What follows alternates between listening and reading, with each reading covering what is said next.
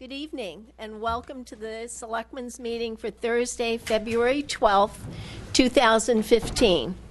We have revised the agenda tonight and removed about an hour's worth of presentation in recognition of Mother Nature. So the order tonight will be approval of minutes, questions from the public regarding items not on the agenda. We have a shade tree hearing for 18 Coolidge Avenue, contracts for road construction projects, capital outlay committee report. We have 5 warrant articles, and these are pretty substantial ones. Appointments, selectmen and town administrator reports, and then we have an executive session to deal with real estate negotiations. And before we start, I want to recognize Aidan McNally, who has joined us from Hanover Troop 38. So Boy Scout troop. Thank you for coming.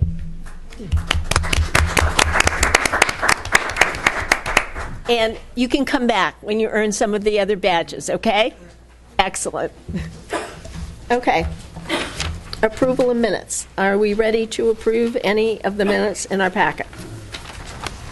I'll move that we approve the minutes January 29, 2015, as written. Second. Any further discussion? All in favor? Aye. Any opposed? Do we have any questions from the audience? Shade tree hearing. Randy, join us. Jeff Hanrahan. Why don't you introduce yourselves to the public, and while you're doing that, we can also thank you for what you've been doing for the last several weeks. Thank you. Thank you. Randy Sylvester, DPW Superintendent. Jeff Hanrahan, Tree and Park Supervisor. Take us through it. On December 17th, we had a shade tree hearing. It was held at the Department of Public Works. The shade tree hearing was requested by Frank Bridgman, the owner of 18 Coolidge Avenue, to remove one 26-inch Norway maple and one 22 sugar maple at 18 Coolidge Ave. We did receive 2 letters of objections to the taking down these trees. It was explained to Frank Bridgman that the shade tree hearing would have to go to the selectmen because of 2 objections for a decision, and we could not make a decision. And that's why we're here tonight. The objections were from George and Elizabeth Danis of Coolidge Ave, and Ken and Susan Reed Brown from 24 Coolidge Ave. So what we did is we went out, as we always do when there's a shade tree hearing. We go out and rate the shade trees, and then we have a hearing, and you want to hear about the ratings, we can tell you about the ratings. Okay. I think they can give Frank Bridgman, why don't you give him the ratings on the trees? And what kind of trees? One was a Norway maple, and one was a Sugar maple. sugar maple. 22-inch sugar maple and a 26-inch Norway maple. Both of them at 18 Coolidge Ave. The Norway maple rated out as a 6. It was pretty sound structure, and could use a pruning, but it's in good condition. The sugar maple is in excellent condition. It was rated as a 3, and that's out of a rating of 12. They look, they're in really good shape, actually, both of them. Okay. So that's all we have, so I guess it's... How about... You gotta hear the parties, unless you have questions. Nope, because I know the kind of work the 2 of you do. I'll open it up to questions. Mr. Healy? No, I don't have any questions. Oh, is there someone here to speak on other than? I think we've got, I know we have, Frank, are you Frank? Yes. Yeah. Why don't you come up first, and I know the Danises are here.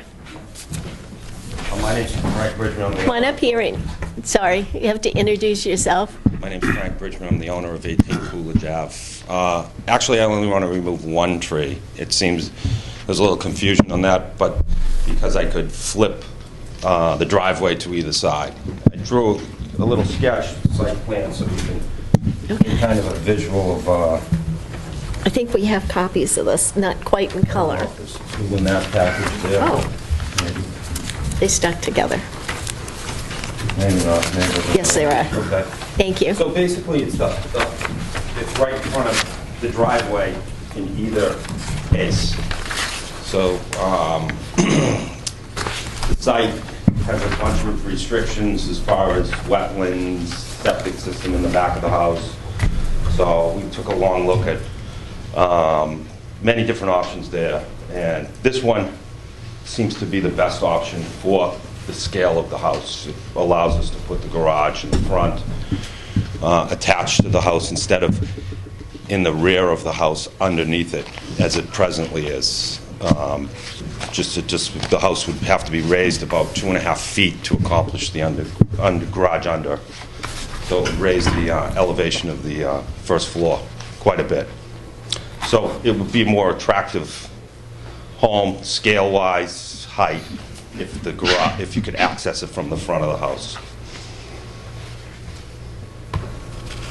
So you're now asking for one tree? I only want one. They had evaluated both trees to see if there was one that was better than the other. I'm not a botanist, so I relied on them to indicate they're in pretty good, both of them are in fairly good shape.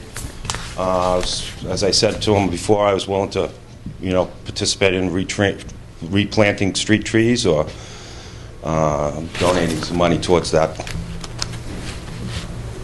Okay. Okay. Thank you. Well, I have a question. Oh, I'm sorry. Go ahead. So for is it the Norway maple? Is that the one that we're looking, do we know which one is? that he said? Well, he wanted to, either one of them was what, he could put the driveway on either I could end, put the either end. driveway on either side. It Oh, still okay. ends up to be the same problem. There is a driveway on one end though already. Far end, and Right. actually, that's another issue that which I was trying to resolve. The lot line on the left-hand side is in the neighbor's driveway. So we were trying to avoid future conflicts down the road. Someone could contest that that's theirs and put a fence up in the driveway, which by moving the driveway over, we eliminate that problem. So is the driveway that exists there now Yes. partially over the line? No, actually, the neighbor's driveway is on my property. So as you can see on the site plan, you can see that you can see actually the outline of his pavement on this side, and it goes straight down the side of his driveway. So in the future, that becomes a conflict. Someone could just put up a fence or, it's just a problem. In Jefferson, the driveway that exists now, is that over in that side? Is that what you're saying? Yes, it's adjacent to the driveway of the neighbor. So they're only a few feet apart. Right. Yeah, but if you left it that way, you wouldn't have to cut the trees down. Yeah, but you end up having a garage under in the back, which I don't want. I was planning on moving into the house, and that's why I went through the process to get the garage attached, because I don't want to move into a house with the garage under.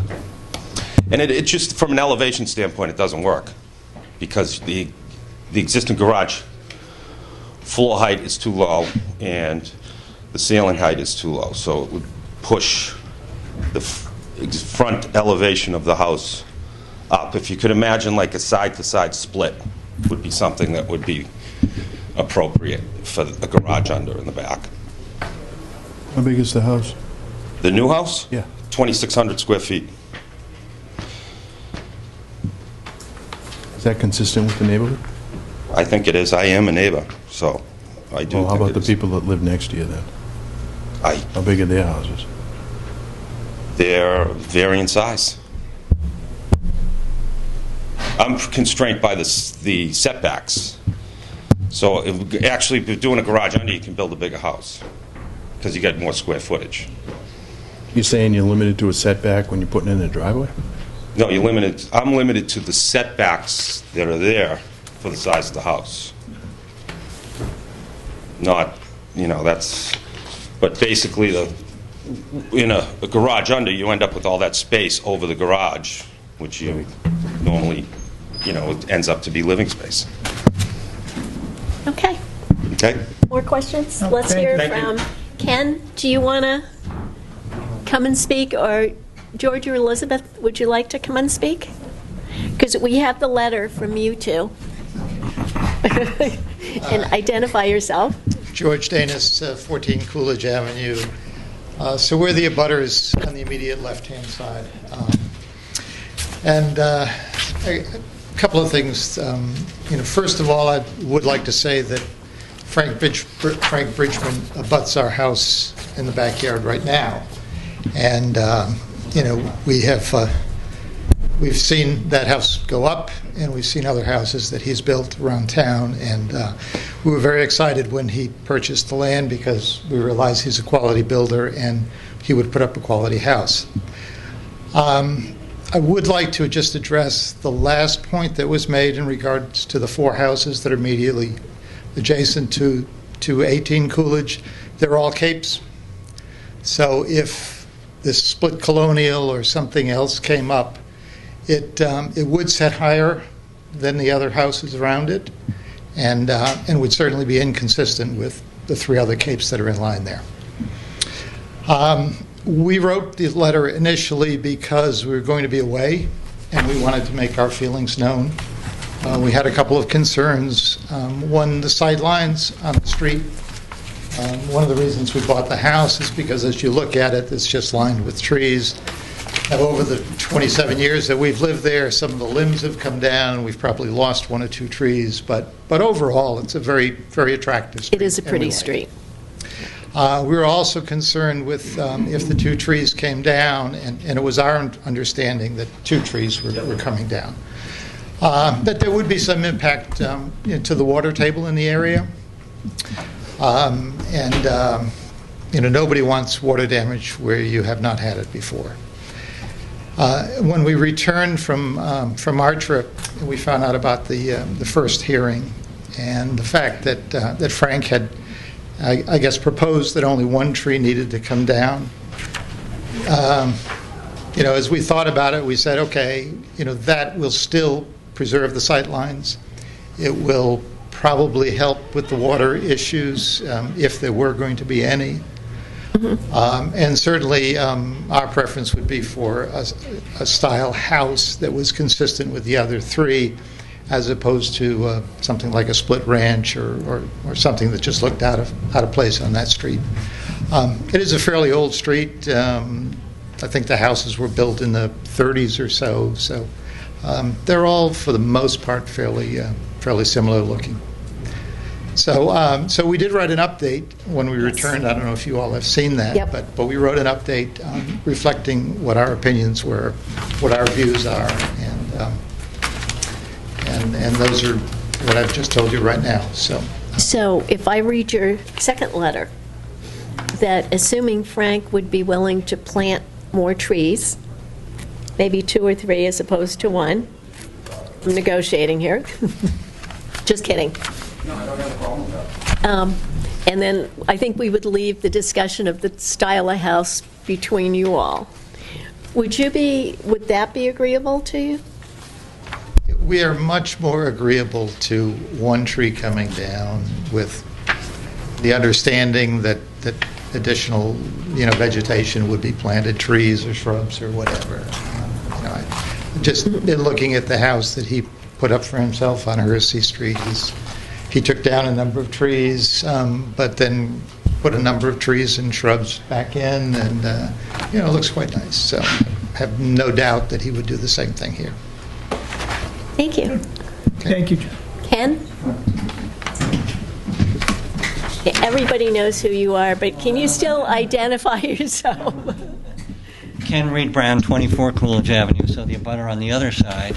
And I don't want to repeat everything that George has said. Pretty much we've come to similar conclusions. I mean, Frank, anyone, he's going to have a certain freedom as to what sort of house he builds, and clearly whether a tree is down or not will have some effect on what kind of house he builds. And much as we would prefer a house that looks pretty much the way the house that's currently on the plot will be more in keeping with the neighborhood, that's just not what's going to happen.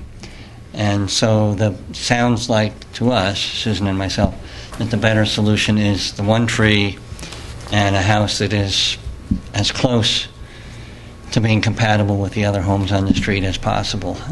We'd certainly like to have the conversation as time goes on. I know as a property owner, or as the non-property owners, our say is limited. But I think that's where we... Well, don't go anywhere. Mr. Healy, do you have any questions for Ken? No, I don't. How are you again? Well, thank you, Paul. So your preference would be to have one and not two, is that what we're... Oh, absolutely not two. We would have objections to taking both No, I know, trees I'm just trying to repeat what you Sure, said, that you'd be absolutely, more yeah. comfortable with one. Yeah. Okay. Would you prefer to have both trees remaining? Sure, right. but if both trees remaining meant that the house was going to be much less compatible with the neighborhood, I don't think that's a trade-off we'd be willing to make. We're going to be next door to some kind of house. We want to be next to an attractive house that's most in keeping with the neighborhood. It's hard to imagine in the abstract alternatives. You know, Frank has provided diagrams and so on, but that seems to be the better of the two alternatives.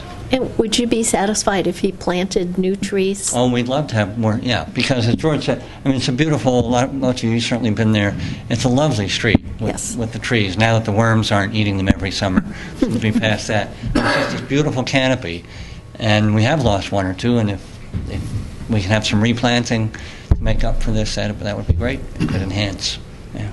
So. Thank you, Ken. Thank you. Randy and Jeff, what is your opinion? Well, we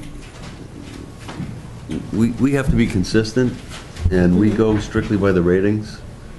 And these ratings, a 3 is a good tree, and a 6 is a good to fair tree. And I think Jeff would concur. I would recommend not to take them down. That's my recommendation. But that's strictly through from our evaluation and the ratings. Do you concur on that? I do. Can I ask a question? Oh, sure, I was going to open it up. I haven't had the pleasure of having many of these shade tree hearings. I was struck by the reasonableess of the neighbors in terms of what they thought they could live with. Is that something that you hear very often in these type hearings, or is this something a little bit unique? I think we've heard both. It all depends on the situation. Okay, so yeah, there are some times where there seems to be room for movement, and sometimes people are adamant. Is that what Yes. you're saying? Okay, thank you. Paul? I'm hard pressed to believe that you can't design a house that's compatible with the neighborhood and leave the 2 trees up there, sir. I did. And that was what was the result, was removing that one tree. No, but I think that you're better than that. I think you can build a house that fits in the neighborhood and leave the 2 trees that the highway department recommends stay I've been there. doing it a long time. I spent a lot of time. The last place I want to be. No one can hear him on TV. Oh, Frank, do you want to come back up here? Thank you, Ted. We get a lot of complaints from those watching at home. They can't hear anybody in the audience if they're not Last near the thing I mic. wanted to do was come in front of the Shade Tree Hearing Commission, and we spent a lot of time designing a house that I believe fits into the neighborhood, but the tree was a conflict. So, and I think the neighbors see that, and there's a lot of other things that can, yes, the tree's in good condition, but we can replace trees in better places. We can, I can resolve the conflict on one side with the abutter on his property line. It's just a lot of different things that work in the favor.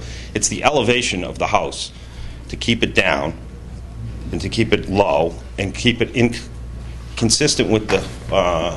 I've given the neighbors a plan. What's your opinion as to the age of the trees? The age? They're probably 70, 80 years old, right in that vicinity, Got another 25 years? at least. They're in good shape.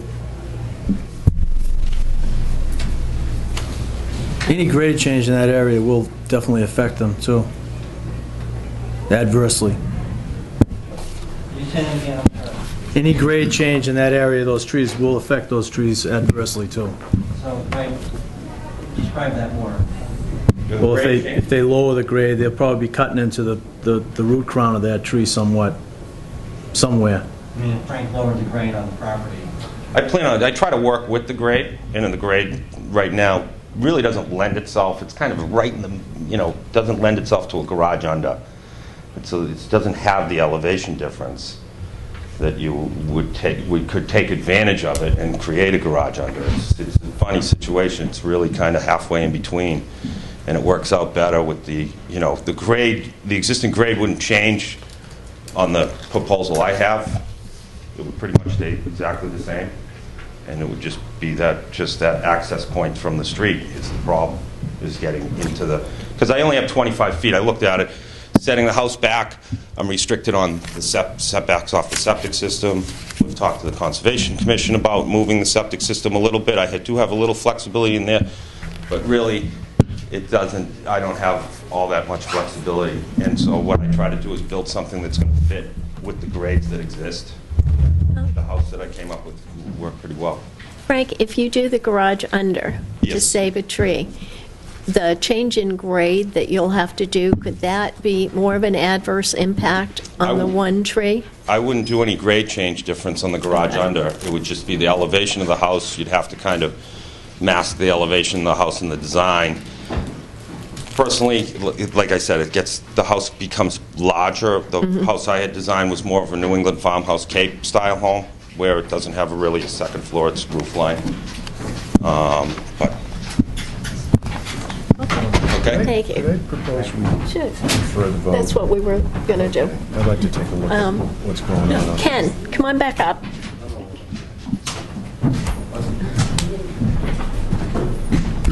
I guess I'm wondering how much, the question of the size of the house. So if it's a garage under, and so then you say, Frank, the house has to be elevated, but how much of that design change depends on the size house you want to build, square foot?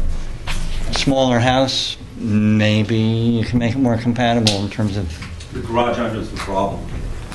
well, but also size of house. Is that? It becomes a facet of... Frank, I hate to, come on back up, because they really can't pick up your voice. The two of you can share. It's a question. I'm not. The question, I'm building a house that, I need to build a certain level of home there. And so whether I go build a garage, the level of home, this home that I've got designed is, probably a $950,000 house. Believe it or not, it's 2,600 square feet. If it has a garage under, it's just not going to have as many amenities because it's less desirable. So I'd have to build that house into that price range, which would be a lower price range. The other houses are lower price range. Correct. Yeah. But well, just saying. it's still not going to, the massing of it, see, the garage you're looking at right now isn't what the garage is going to look like. Oh, I hear that. It's going to be, if you can look at the sill elevations, window sills on the first floor, that would be your first floor elevation. I hear you say. The only other thing I'd say is that as neighbors, we're not concerned about the value of the house. We're concerned with the appearance. That's what I'm You're- concerned with, more, with Well, the you're concerned with appearance. both, realistically. I'm Understand? more concerned with the appearance because Okay. I build a house that I would move into. I So appreciate that. Yeah. a garage under is something I'm not really excited about Yeah. because I know what the product's going to look like. Okay. Well, anyway, I just wanted to raise the question. Thank you, Ken. Thank both of you. Why don't we, I apologize, I should have taken a ride out there. I know the area, and it is beautiful. Why don't we take this under advisement and then get back together? Is that agreeable with the two of you? It is. Okay. Okay. Thank you so much, Frank. Thank you, Ken, and thank you, Elizabeth and George. And we'll let you know when we take it up. Yeah, and you'll get a notice, and we'll let you know. It'll be quick.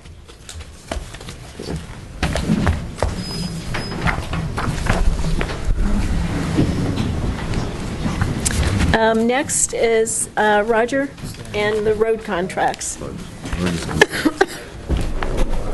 Thanks, Jeff. Take care, we'll see you. Whatever, just stay here, though. Is it on our vote list? Harry, come on up. I don't know. Grab another chair, Randy. I'll do them from memory.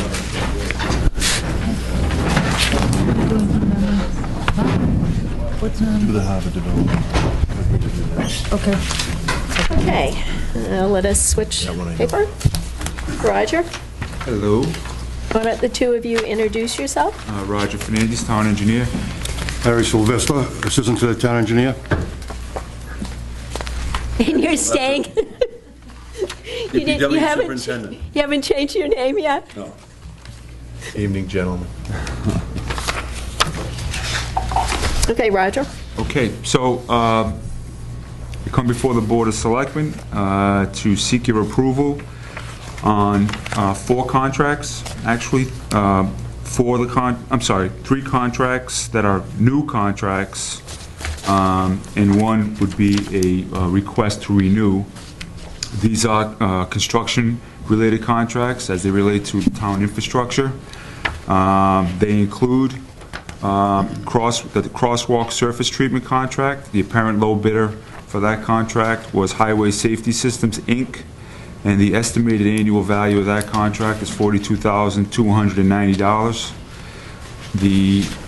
And incidentally, that contract's the one that we use to treat the crosswalks. An example would be in Hingham Square. It's that red surface treatment that we put down. It's been down successfully for a number of years.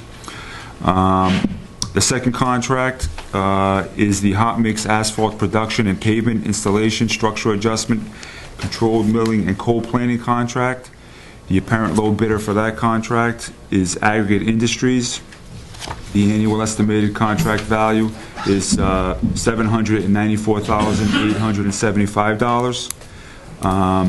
The third contract before you is the equipment rental. Oh, incidentally, that contract is the contract we use to actually install and pave our roads. So it's the contractor that comes in and puts the pavement down, supplies. That's the aggregate? Aggregate, correct. The third contract is the equipment rental and labor contract. The apparent low bidder is Mass Pavement, and the estimated annual contract value there is $409,150. This is the contract that we use to undertake labor and equipment to do things like install drainage, reclaim, and grade roads. Again, all dealing with town-wide infrastructure. The fourth contract is the one that we're seeking an extension on.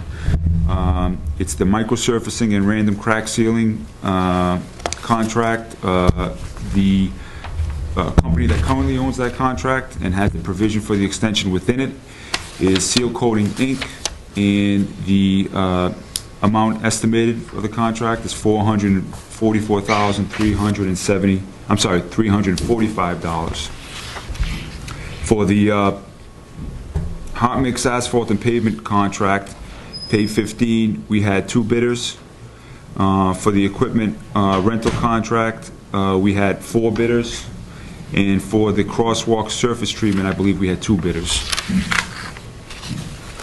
All this work was bid in accordance with Mass General Laws, Chapter 3039M, and the work will be performed additionally under Chapter 149 as it relates to prevailing wage requirements. Let's take them one at a time. The highway safety, that's a new one, right? A new vendor. We actually work with this group, not for this particular contract, but they do a lot of the line striping and painting in the town. So they're under contract with the town for a different aspect of work. Not at this time. Oh, no, they didn't get it? They have in the past. They have, I'm sorry, they have in the past. Okay. Paul? That's safety systems, sorry. Mr. Gannon? Just a couple. Roger, in terms of the 3 new contracts, are these, I know you may have answered the question, I think with the highway safety, you dealt with them before. The other 2, were they existing contracts that in a sense are being renewed?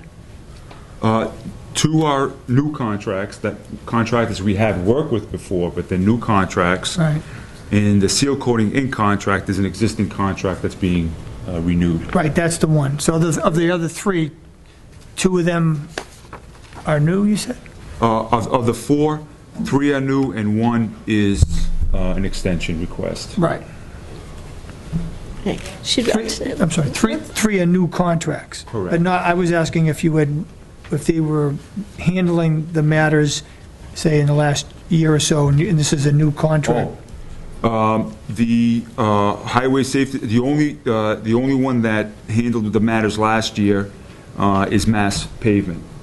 Aggregate Industries did not have that contract last year. That was T.L. Edwards, but the 3 years prior to that, they did do work with us in the town. Did T.L. Edwards bid this year? They did. Okay. Yep. Tell you what, let's do the extension first on the seal coating ink. That's an easier one. Paul, do you have any questions? This is an excellent company. I checked this out with all of my other selectmen friends. They're extremely good, extremely well thought of. Mr. G, you have any questions? Not on this one. I Okay. do have a question on one, but on this one I do not. Do you want to make a motion?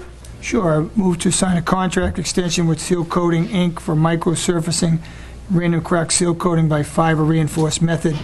This extension is valid through the contract extension period ending December 31, 2015. Second. Any further discussion, any comment from the audience? All in favor? Aye. Any opposed? Okay, that's one down. Should we do highway safety? Again, that's the line painting? It's the, Coating. they have Coating done and line the painting for us crosswalk? before, but this is just for the crosswalks. Crosswalks. Yeah. Okay. Paul, any questions on this one? No. And we had 2 bidders here? We did. Okay. Paul, any questions? Not on this one. Okay. Would you like to make the motion? Sure. Move that we sign a 1-year contract with Highway Safety System, Inc. for crosswalk surface treatment as outlined in the bid package CWST 15. This contract is valid through December 31st, 2015. Second. Any further questions? Any comment from the audience? All in favor? Aye. Any opposed? On the next one, just so, I was able to go through this today, most of them, and including this next one, with our town administrator today, and so I'm asking that I get a little more time, do some due diligence. I have some questions, but most of them have been answered, but I think I'd be prepared to vote on at the next meeting, but I'd ask me to defer it. And Roger, this is the one I'm disappointed that you didn't split it into 2 separate bids, as I had recommended last year and then the year before that. The way this is written, in my opinion, there's only one company that can competitively bid this. And I think we need to open this up so that we get very good prices for Hingham, but that we also open it up to as many people as possible to bid, which will then give us the best prices. And which contract are you? This is the one for the equipment rental. And last year, if you recall, I asked you to split it. I had hoped you would have done it last year, but I asked you to split it into equipment that's used frequently and then rarely used equipment. Because if I remember correctly, this particular company owns reclamation equipment and graders. Well, just as a point of clarification, this company owns reclamation graders, excavators, rollers, just about all the equipment that's on the list. But I would just ask that in terms of when we say split up, I just need some clarification because I'm not really sure what you mean by split up, to be candid. I would put 2 bids out, 2 different bid packages. So that 2 different contractors get, what are we splitting exactly? I would put out 2 bid packages, one with equipment that is frequently used, but one with specialized equipment, and allow more, or ostensibly allow more people to bid on both pieces. Well, Mrs. Chairman, if I may, you asked that last year and the year before, and each year I gave you the exact same answer, which I'll give you now. The professionals, myself and Roger, feel that if we do that, we're going to get higher bids. And just to correct the record, to make sure we're clear, this was very competitively bid. Roger didn't get into the details, but I'd ask that he do later, but we got 4 bids. The winning bidder at $409,150 beat out the second bidder at $410,550. So these are being very competitively bid by 2 very large companies, and there were 2 other companies on top of that bid this. besides the fact that we would split the equipment that would cause operational issues to have to deal with more contractors than we need to, it's just not an accurate representation to suggest that we didn't get competitive bids. I think, quite honestly, if we were to split this bid, which is what we're talking about, at this point in time, I think we'd be exposing the town to liability from the bidders who put a lot of time and effort into bidding this and locked up their resources and are waiting for us. I believe they submitted these bids some time ago, the beginning of the month. So actually, that's when the agreement was made. I'm not sure when the actual bids. So, and I've already heard from Mr. Sylvester that he's wanted to go out and start using these folks, and he can't because we have no agreement in place. And we have a job, in fact, on Ward Street where we have a metal plate on the road that we wanted to try to get to before the snow hit that we couldn't do because it's going to be over $25,000 and it would require us to put out an RFP. We can't just call up a local contractor and say, come do this. That's not, the laws prohibit us from doing that. Mm-hmm. So, Just, Randy, I'm sensitive to that. I know that, I was kind of brought up to speed on it today. I did have some questions, a lot of them were answered, and, I want to do a little more digging on it, and then I'd be prepared in the next meeting to vote. Okay. What else? Let's see, we've done those. Did we do aggregate industries? no, you haven't taken that Okay, vote. let's do that one, and that is our asphalt, right? The Right, stuff. exactly, yep, the black stuff, yeah.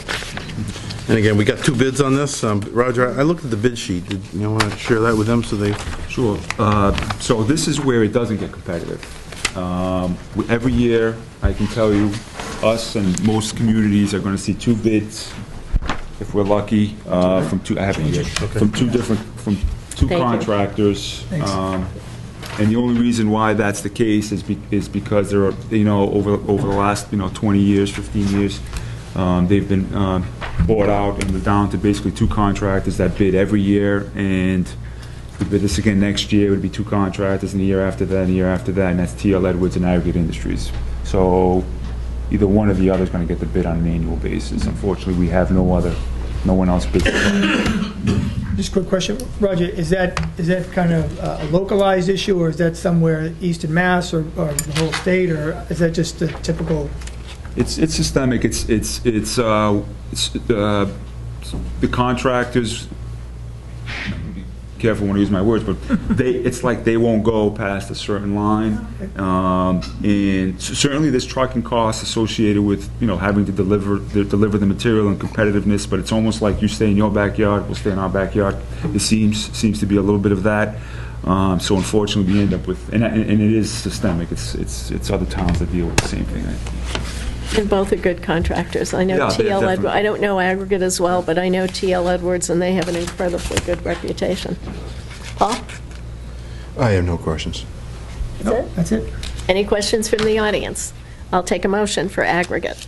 I move that we sign a one-year contract with Aggregate Industries for hot mix asphalt production and pavement installation, structure adjustment, control cold milling, cold planing, as outlined in the bid package PAV15. This contract is valid through December 31st, 2015. Second. Any further discussion? Any questions from the audience? All in favor? Aye. Any opposed? The Great. board's not meeting next week. Okay. Can you just hold on 1 second? We're just trying to check something that Roger just realized. You guys might have to have a special meeting otherwise. So, I mean, I'm sure you have some time. No, they'll be okay. If you issued the bids in January, then 60 days will cover them. They're meeting on March, the next meeting is the 26th. Yeah. I believe it's 30. Okay. We were just questioning, there's a time limit on the contracts, meeting, just to make sure. Because the contractors are all bound. In other words, they have to use their bonding capacity to bid, so obviously they don't want to let it sit out there forever, so they put time limits on it, but if it's 60 days, then we're okay till the 26th. You let us know. Absolutely. Yeah, please. Thank you. Sure. Thank you. All Good right. job. Thanks. Andy, you guys. can stay here if you want, rather than go back out to... Can we thank you while you're here?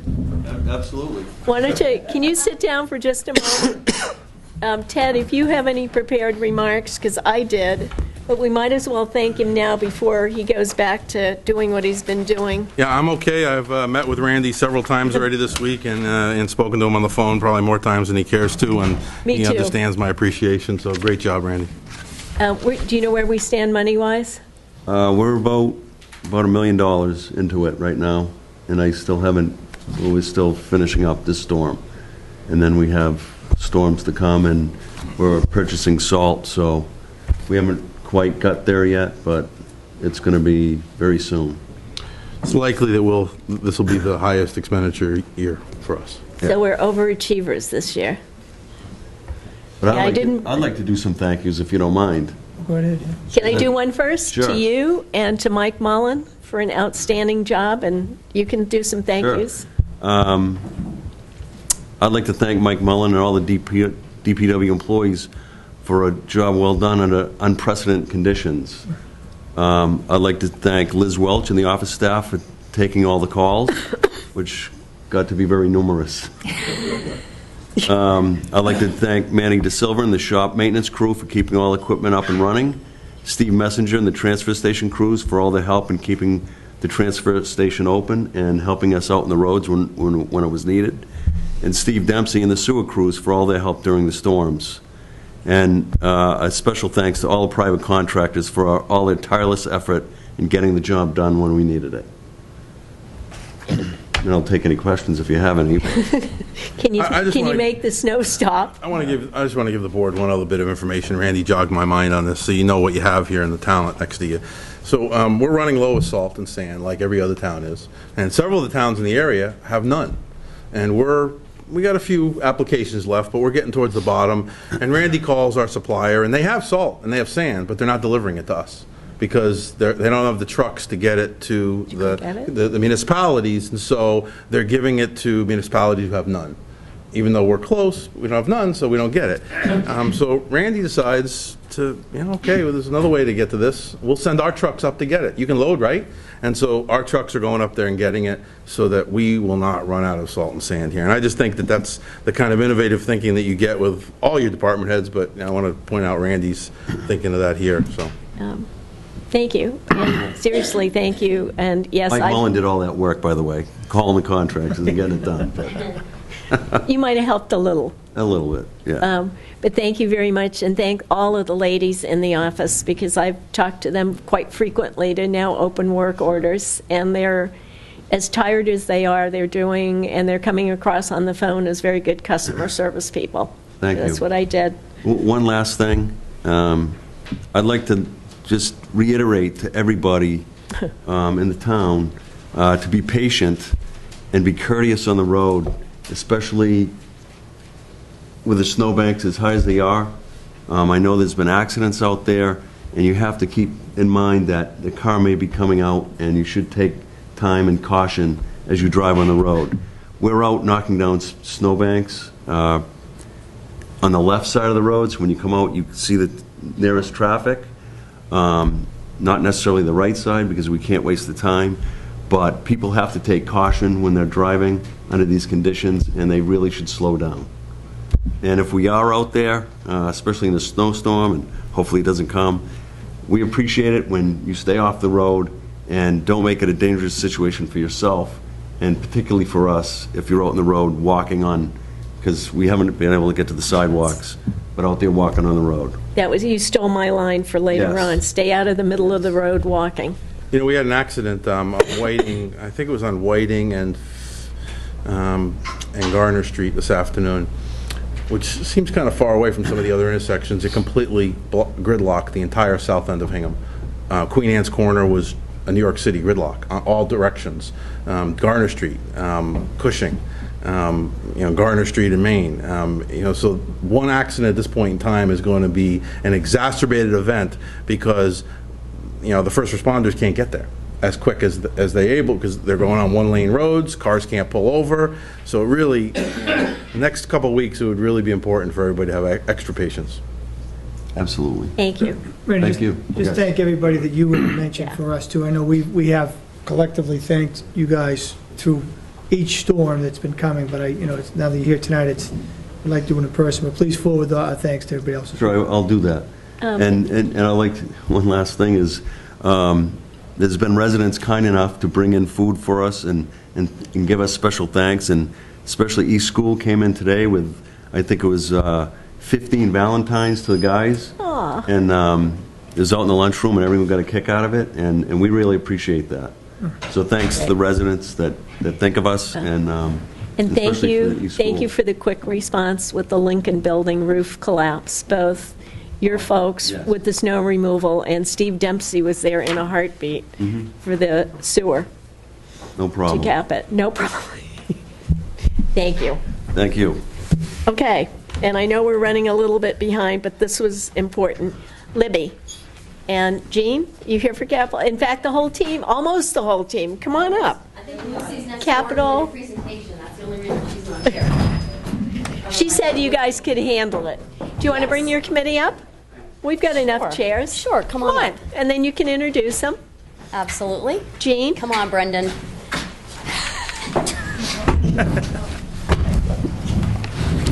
Brendan, you can't hide in the back. Come on up. Libby, I cheated. This is a great report. Why don't you introduce your team? Okay, I will do that. Well, first I'll start. I'm Libby Claypool, 45 Back River Road. I'm the chair of the Capital Outlay. And with me here, we have Craig McKay, representing the advisory committee. We've got T.R. Schild, Brendan Kiernan, and Jean Montgomery. And as we mentioned, Lucy Hancock is next door doing a presentation for CPC. So she's not able to be here. Welcome. So, thank you. Thank you all very much, and thank you to the new additions to Capital. Yes. TR is our new member this year. So now, do you all have a copy of the recommended We do. budget? Yep.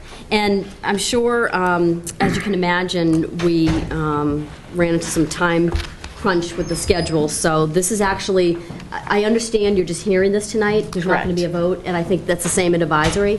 Yep. So there are a few little I's we're trying to dot and T's we're trying to cross. So at this point, though, this is a pretty good representation of what we think it will be when all is said and done.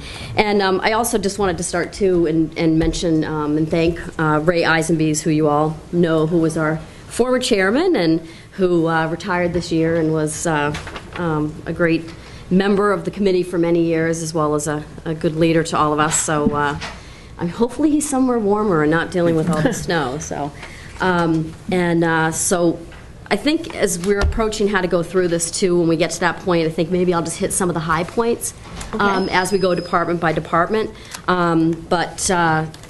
Just kind of looking historically, I'm not going to spend a lot of time going on the past, because I think we all know that we have this backlog, but just for the people that this is new to them, I'll just mention that, Libby, can you just start by summarizing what's the bogey now on items that go into capital? Is it 10,000? Yes. Okay. Yeah, actually, I was going to get to that when we all right. go into the budget. So, Thanks. but I just kind of wanted to start with where we are kind of historically, and I think we all know that 2010 was the year when I think there was $125,000 of capital that was allotted, and that was our low year. And I think since then we've been playing some catch up, and you'll see that. An example, actually, it's funny that Randy was just here, because you'll see a couple of the DPW trucks that we're recommending for this year are actually deferred from 2012.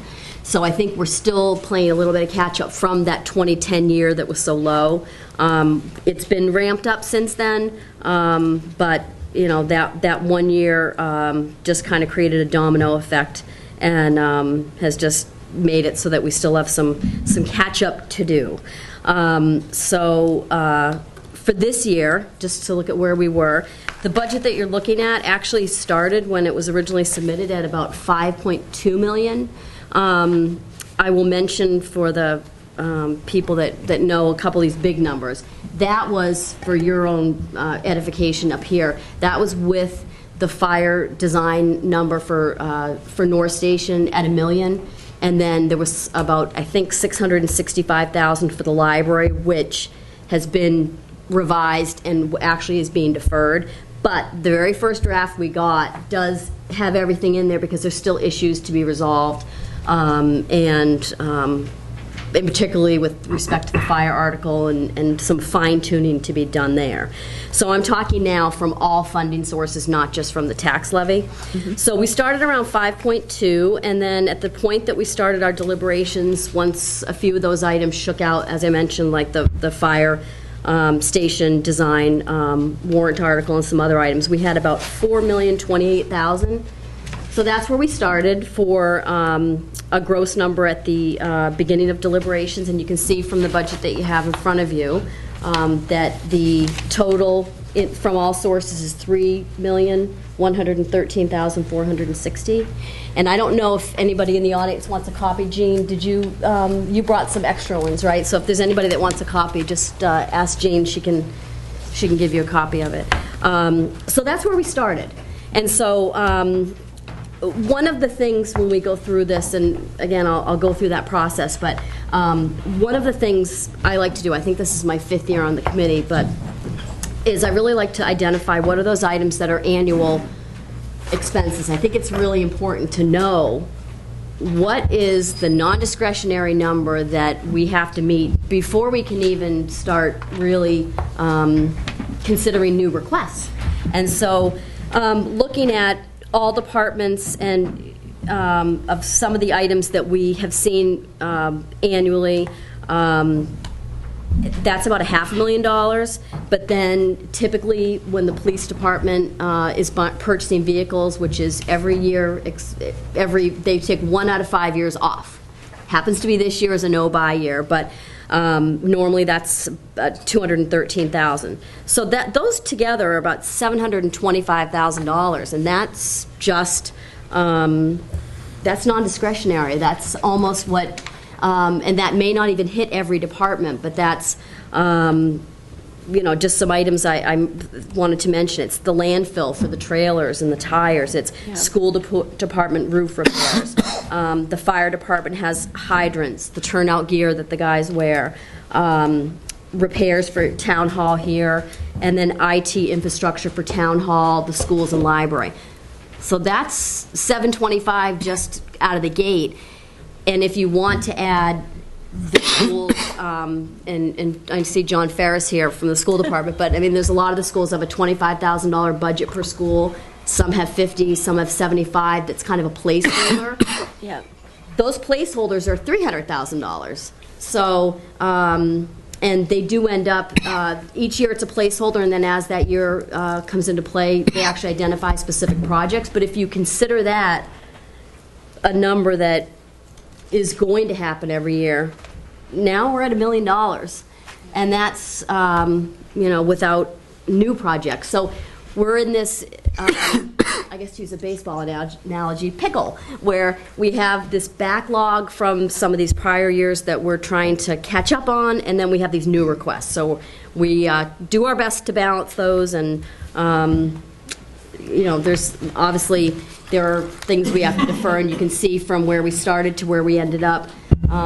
There's approximately $900,000 or so we had to defer. So it's difficult choices that we have to make, but unfortunately that is the reality with the situation that we're in. So one thing I do want to mention before we get into our budget for this year is just want to reiterate that looking at even just the last 3 warrants, every year we have this comment about, and they actually make reference that it goes back to 2012 on this this issue of getting all capital, a survey for all the capital. So we're comfortable that we're providing a budget to the Board of Selectmen and advisory that accurately represents capital expenditures that we see on the horizon.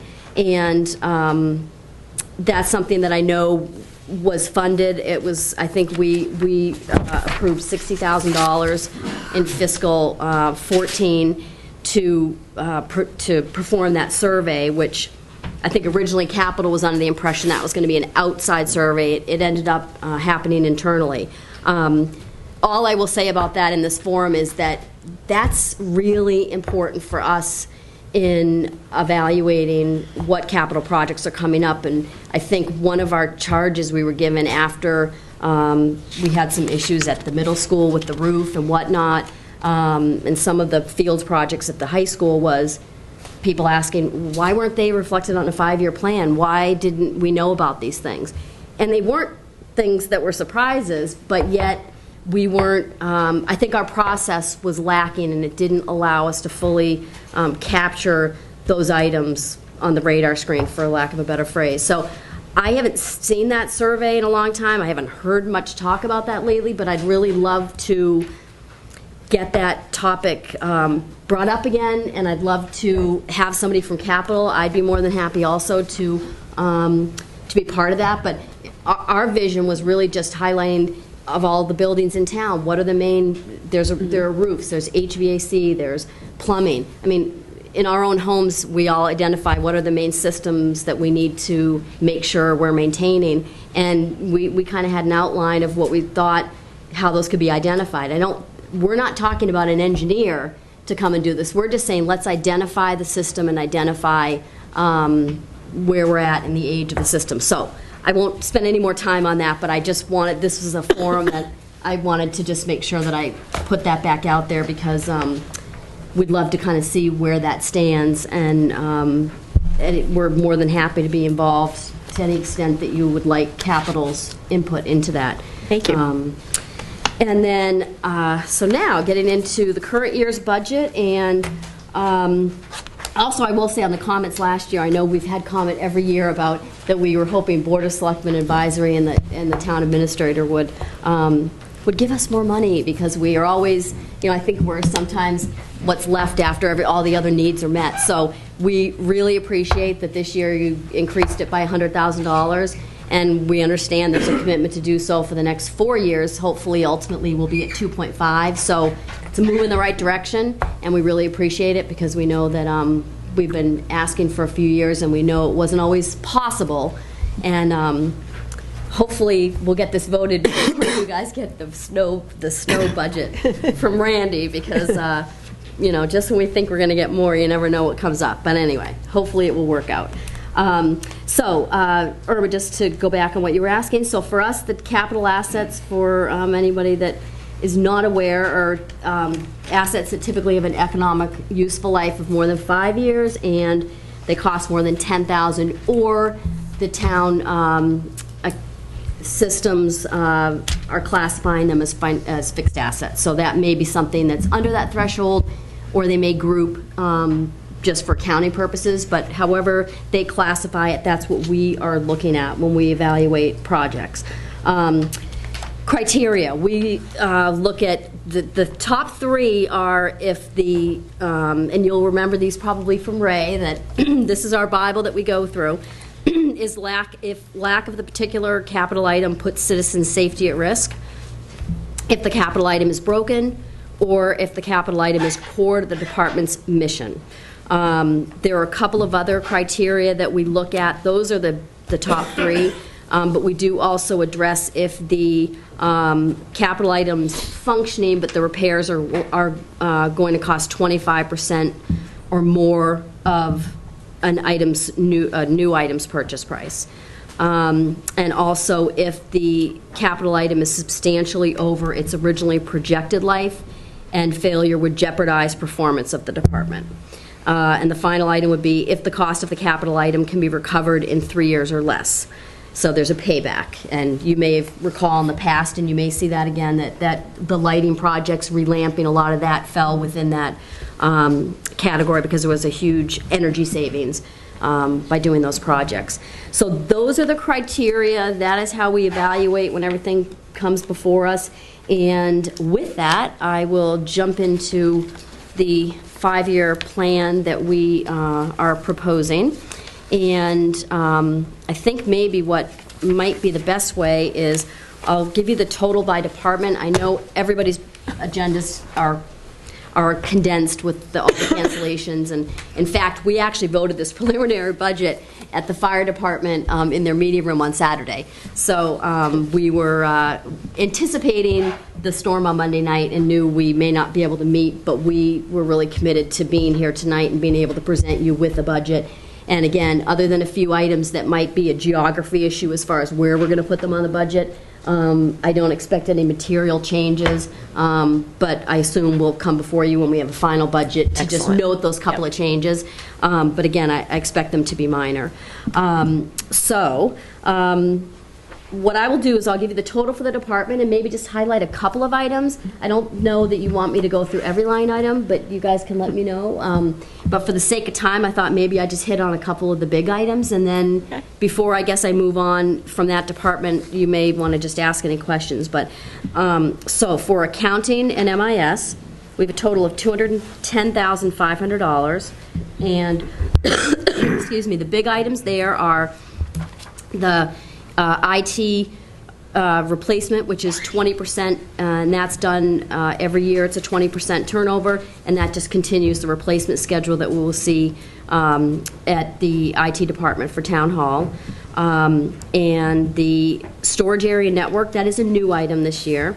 And that, the SAN model that's currently in place is end of life. The manufacturer is no longer going to be supporting that hardware. And so we're also in a situation where storage is really at a minimum on the current network, and that's happening in conjunction with higher demands for storage, with a lot of documents and whatnot. So that is for a new storage area network, which I will also mention that, because I think this is important, is that there is redundancy in that. This is actually two $40,000 storage networks that are one at Town Hall and one at DPW, so that we're covered in case there's a catastrophe. And so that is, and then the third item is police computers. Now, it is new, at least for the last few years, that you're seeing police items up in the IT line item. We identified, the COC did, when we had the police department before us, I think in October, about a reallocation they wanted to do for 2015, and it brought up some further questions about which departments, from a budget and from a technological management standpoint, were under Steve Becker and MIS's control. And so when we went through all the departments, obviously the schools have their own staff that do a lot of the IT issues, and they all keep it within their own budgets. But and the self-funded, so rec, South Shore Country Club, and sewer. But the police department was kind of just a random one that fell out, and we said, why isn't that in here? So and so we had Steve Becker speak to Chief Perino, and they discussed the fact that maybe somewhere back many years ago, former administration wanted to have control of that budget. So, but we feel that it makes sense now, and they're both really happy about having Steve proactively oversee that budget, so that there's no, nothing will slip through the cracks going forward. So this is some equipment that's some old XP equipment that is no longer being supported and needs to be replaced. And so that is the MIS department. Are there any questions? What's the large format printer and plotter? That is for the building departments. Okay. And right now they are implementing a new software package that kind of relates actually to the other smaller $8,000 item, but I won't go into that. But and that printer will allow them to print on 11 by 17. Actually, the largest now is 11 by 17, but they'll be able to actually print drawings, and 36 inches wide. They can scan, and right now I think they don't have that capability. So they can. If the largest they can do is 11 by 17, you can barely read it. Thank you. And then, so is there anything else for IT? Assessors have no request. This Selectman's office, your office here has the Litchfield House, which is 262 South Street, which I'm sure is on everyone's forefront of their mind after what happened with the Lincoln Building.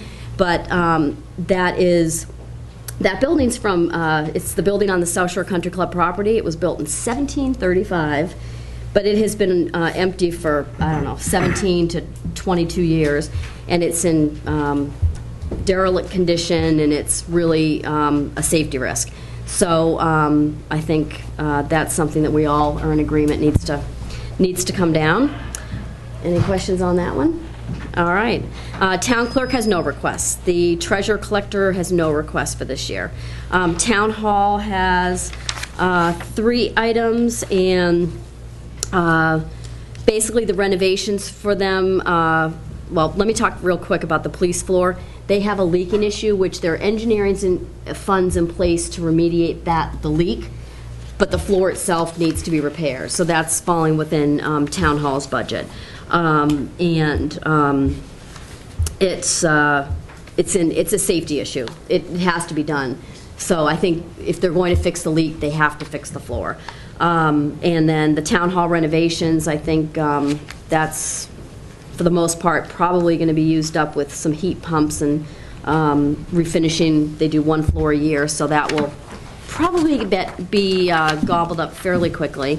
The other item is for carpeting, $15,000 for the, I think that's for the Conservation Commission's floor rug, which is very old, 15 to 16 years old. And actually, I should have mentioned for the audience, the total is $16,185 for Town Hall. So, any questions on those items? Yep. Okay. GAR Hall, $5,000.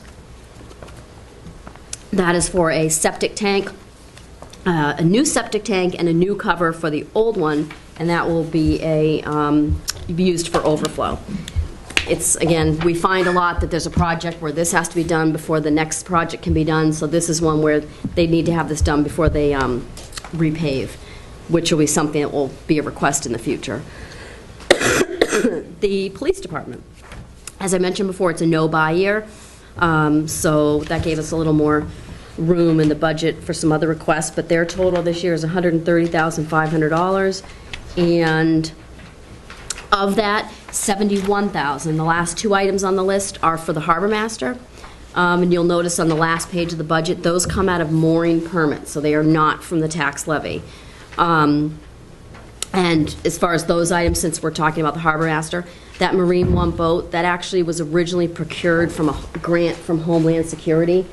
We have never had to replace any equipment on that yet, but it is now time. I think those engines get replaced every 3 years, so now those engines have to get replaced. But this is the first time we're actually putting money into Marine One, which, again, talking about the harbor master, I mean, the committee will tell you, every year Ken comes to us, he takes things off. And it's one of the few departments that pulls requests off because he's always looking for a grant.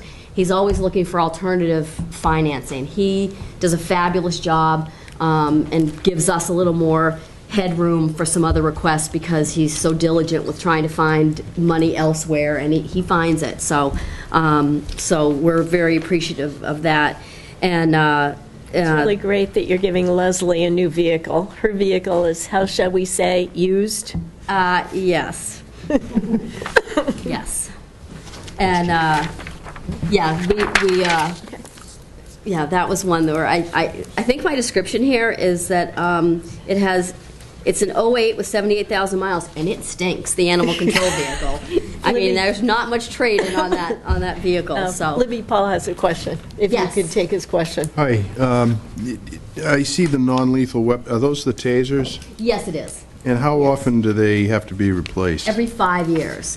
So you'll notice there's 9 this year, and that goes back to 5 years ago. They actually, back when tasers weren't really commonplace, they were testing them. So we tried out 9, and then the following year, you'll actually notice on this, next year we've got the remaining 41, so that all officers have a taser.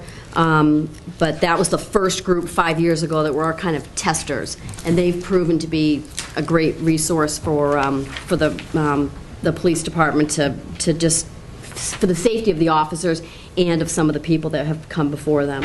Was there any discussion about any kind of uniform-mounted camera? I believe those tasers have a camera on them. No, but aside from the taser, a camera that the officer could wear on his or her lapel in interaction with the public, was there any kind of discussion I don't there? know if that specifically came up with it on the uniform, but I don't know if whoever was Actually, that would be an operational issue that the police, I don't think Capital's role really would be to say how the police officer should be equipped. It's the other way around, where the police department's coming into Capital Outlay saying, Right. this is how we need to be equipped. Right. And then they're reviewing the actual, purchase, the criteria of whether or not it meets capital. So they make the proposal and you, Okay. I mean, I think I've been with Capital a few years before I was over here, and that's one area where I think they really, if you remember when we added the second ambulance, Capital didn't get involved in that conversation. They just simply said, Right. if you want to operate a second ambulance, here's the cost of the ambulance and the equipment.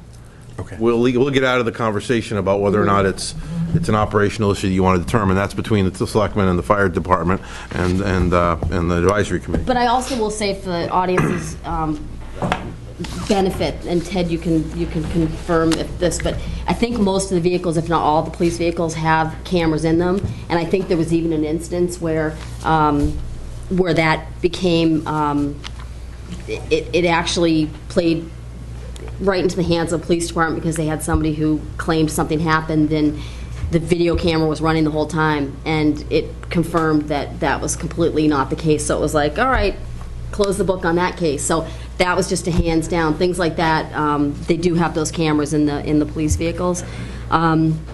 And then, let's see here, as far as any other bigger items. And then again, the communication equipment for the harbor master is just radios, stationary and portable. That's for, they were not, harbor master's radios were not upgraded when the police departments were. So that's what that $21,000 is for. So that is it for the police department. Anything else? Excellent. Okay. Paul, you have any questions? Okay. And then we are at fire department. So fire department is for $723,000, and the biggest piece of that is the $600,000 right now that's been earmarked for the design and bid for Station 2. I have seen some possible updated numbers from the fire department's asset review committee. And so if you note on the version that I distributed, I put the note, and I've got a footnote on this report about the fact that we realize that those numbers are, at this point, being refined. I think, was it tonight? Are they coming tonight? They are, some are here. Here we go. So by the Mr. time... Carey is out in the hall, but they're here. Fire department They're is here. in the house. So by the time you vote this, those numbers will be updated. So at this point, again, as Ted mentioned, when it comes to borrowings, those are, we're approving really numbers that are out of tax levy. So I won't go too in-depth into that because I think it's just redundant from what you will be doing after we leave. And then as far as the other items, the turnout gear, that again is an annual expense. The fire hydrants, again, is annual. And hopefully they're all still in good condition after all this snow plowing.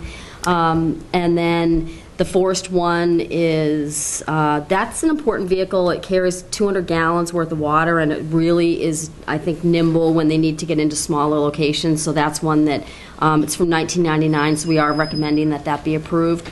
And then the C5 vehicle, that is for, I guess there's a new deputy position. So that kind of, I think, have the Board of Selectmen already approved that new position, or is it to come to vote yet? Yes. Yes. So that is an item then that, that, again, we had a note that may be deferred if the position didn't get deferred, but we've left it in there, so we're all on the same page. So that is the fire department. Anything? Any questions? Okay, Public Works. Engineering. That's $170,000. That is to reconstruct the depot parking lot. We moved that to engineering. It was originally was submitted to in the school-wide number, and so we felt just because of the scope and the scale of that project, it should be in DPW engineering. Since the copy was distributed, we have had a follow-up conversation with Roger and Randy, and I think these type of projects, there is typically a lot of communication between them. So that's something we can discuss. You know, that was one of the geography issues, Ted, I was talking about, whether that we want that here or whether we want to put it back into school-wide. So, but that is something that has been on there for several years. I'm not sure how many, but quite a long time. And it's a safety issue with the... Libby, how much of the parking lot is going to be redone? Do you know? You know, I don't know what portion of that. Do you know, Ted, what that? My understanding, and I know John Ferris is back here, but you actually would have a better one. You want to? I thought it was the whole parking lot Yeah, So it's from the... around the whole. It's from the building all the way back to the grass, and then all the way over to the pumps. That's my understanding. So I think the bulk of that you see it would be I don't redone. believe it's to the left where we still see some National Guard trucks parked. Not in that area. Right. No, but it's between the buildings? Correct. And all of that? Okay. And that's, we've got a lot of bus drivers coming on and off, and it's in rough shape, and we just don't want anybody to get hurt and expose the town to any unnecessary expenses. We all set with engineering? And then for, yep. You want to Yes. talk about the out years on public engineering? Because that's an issue they're going to be dealing with in a couple seconds on Sure. an article. For engineering, you'll see out there we have this was originally an item that was in for fiscal 16. We deferred it, and therefore the other half of that got deferred. That's for the rotary, the Route 3A design, Phase 1 and Phase 2.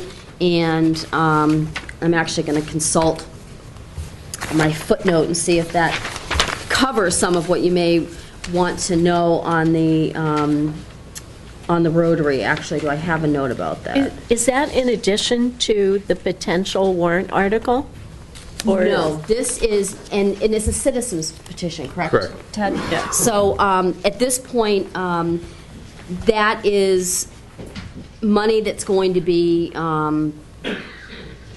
I guess there's some decision to be made as to whether that's going to, it's going to be in a warrant article or on capital. Well, actually, no, the petition article is a warrant article Right. by law. It was submitted by citizens under that process, and so that is going to go forward. Right. Whether the selectmen vote to support it or advisory, that's an issue that hasn't been resolved yet. My understanding is this includes that money plus, I thought you'd gotten something from Roger Fernandes in the out year, because they're two identical numbers.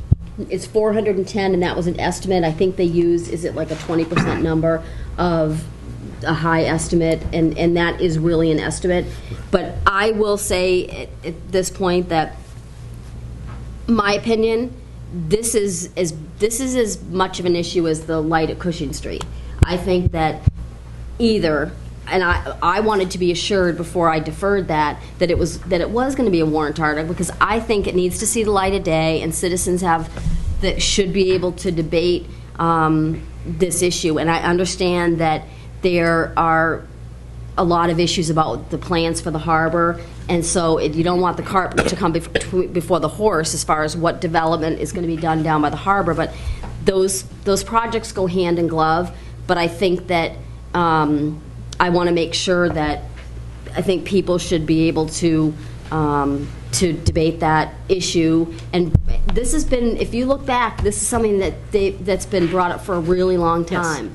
Yes. And I know it goes along with what's going on at the harbor, so I know it's a bigger issue, but I think that I just don't want to see it somewhere along the line, the couple $100,000 for the first phase of that gets funded some other way, and we aren't giving the citizens an opportunity to speak their mind about the pros and cons of what they feel that project would be, because it impacts not just the retail operations down there, but a lot of the residential, and so.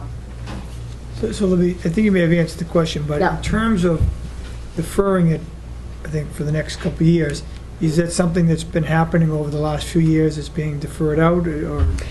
Well, here was our logic on that one, was they're only asking for, they're breaking up that design into two amounts. So they were always asking for half of it in 1 year and half the following year, because it was going to span a couple of fiscal years. So our position was that this is an important issue, but there is so much more detail to be gleaned from estimates. What's going to be proposed? There's multiple solutions out there. So this is really I think this is the first time. Well, last year it might have been on the 5-year, but it is something that needs to be get some attention. And so we felt that it's not evolved enough that we'd be comfortable starting to fund this design, because there's so many other projects that are dependent on this, but we are leaving it on here for the public to see that it's on the radar screen and it's important. And I think if it ends up being a warrant article, I think that's probably a good thing, because I think we need to start promoting some discussion about that and getting some feedback. So you think last year may have been the first year? Yeah, it was last year, yeah. And it wasn't a petition article last year. Right. No, I meant, It's just I meant capital. terms of On the capital. 5-year, yeah. Right. That's all, right. Yeah, it was on the 5-year last year.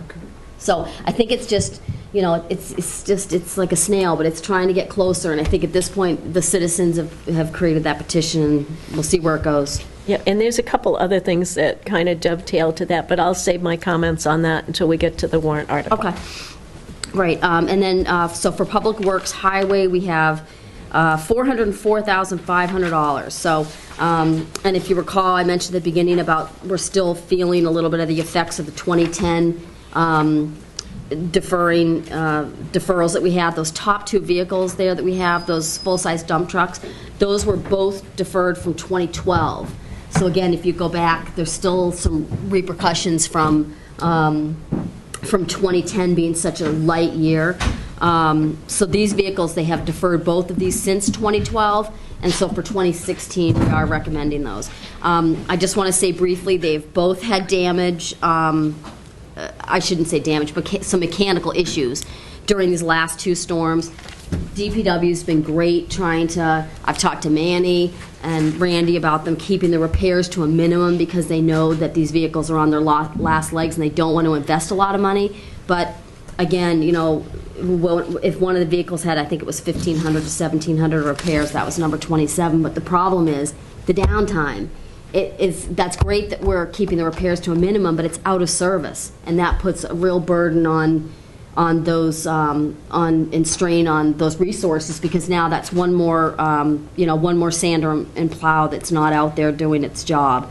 So at this point, we are recommending they get 2 of the 2 oldest ones that are in the most desperate need of repair.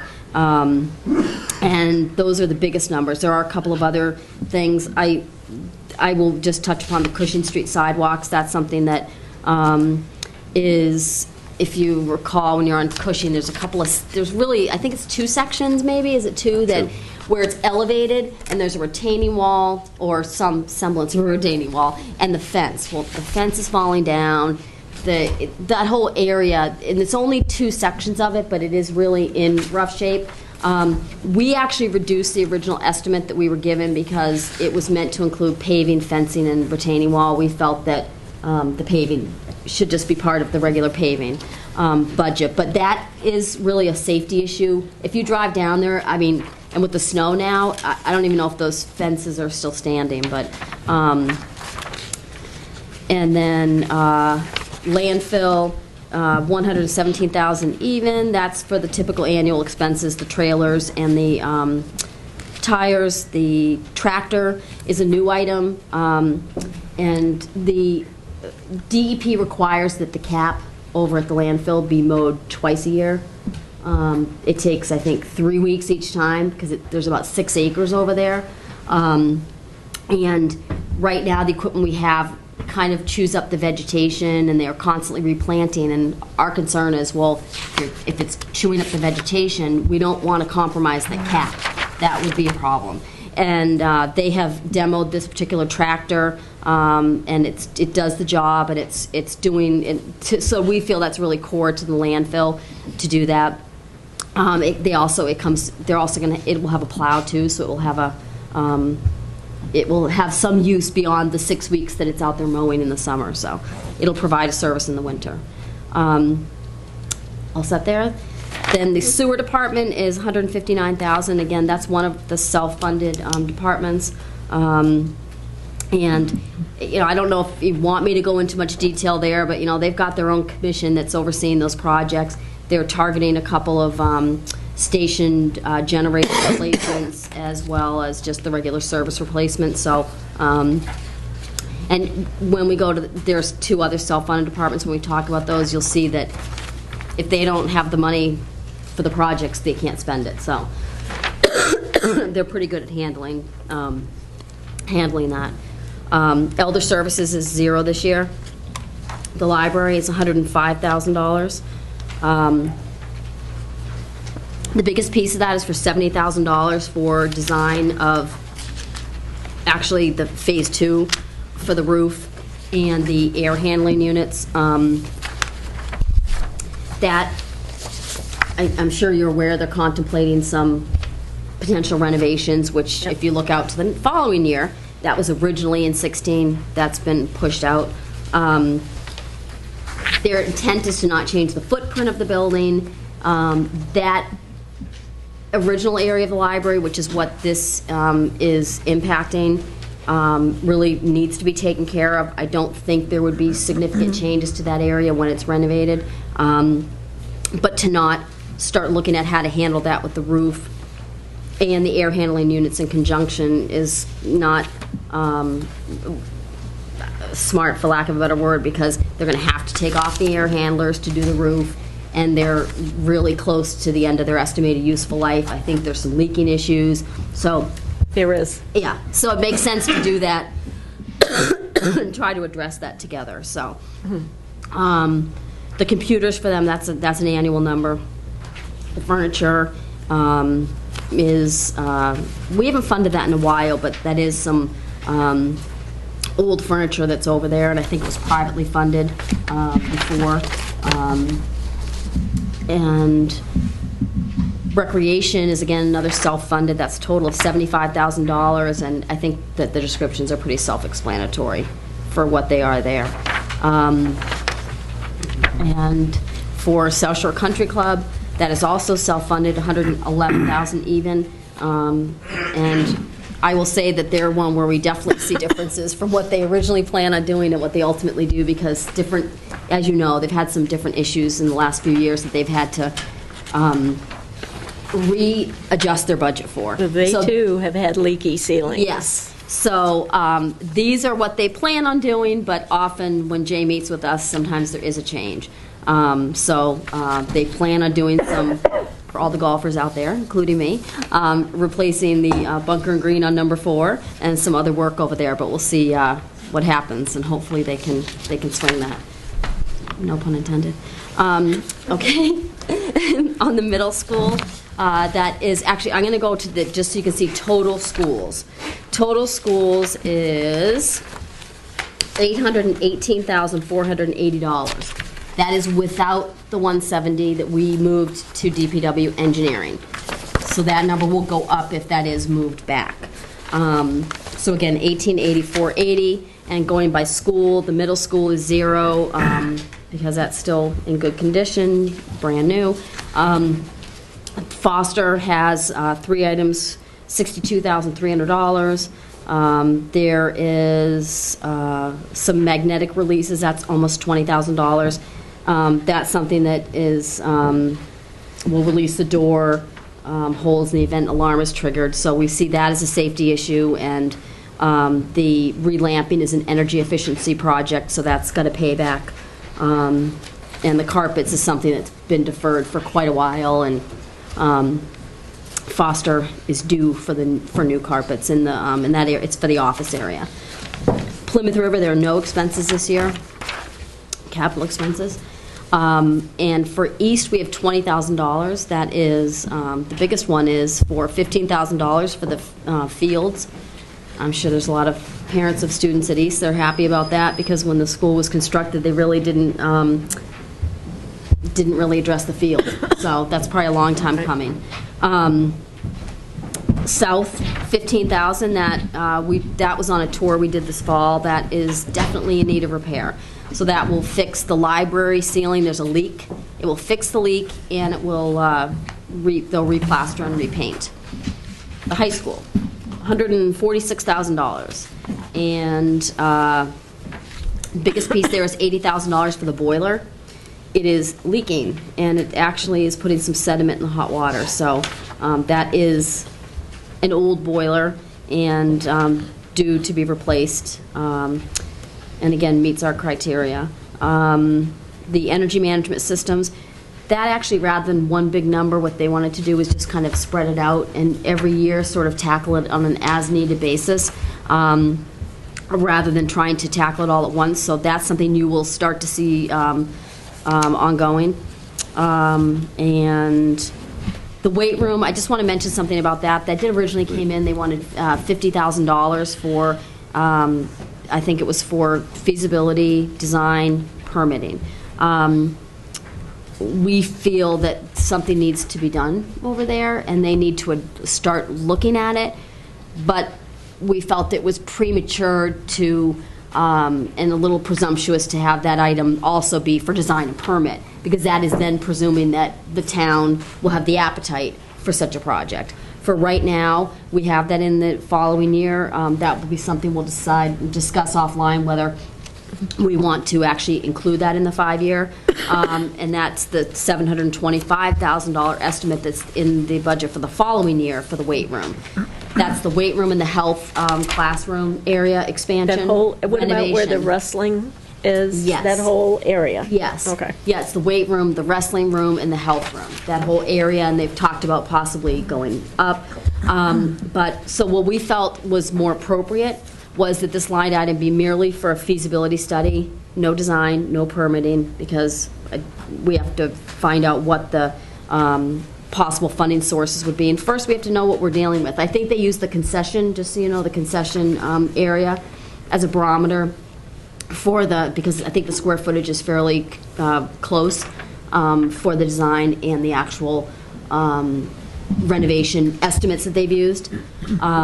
And so we reduced that from $50,000 to $25,000, and it is just for a feasibility study, because we do think something needs to be done. But and then the last category is the system-wide for the schools, and that is for $575,180. That's the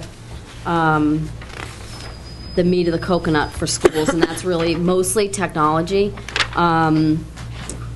That does have $25,000 for some cameras. That's obviously a safety item, and that's the instructional equipment, $72,000, maintenance equipment, $34,000.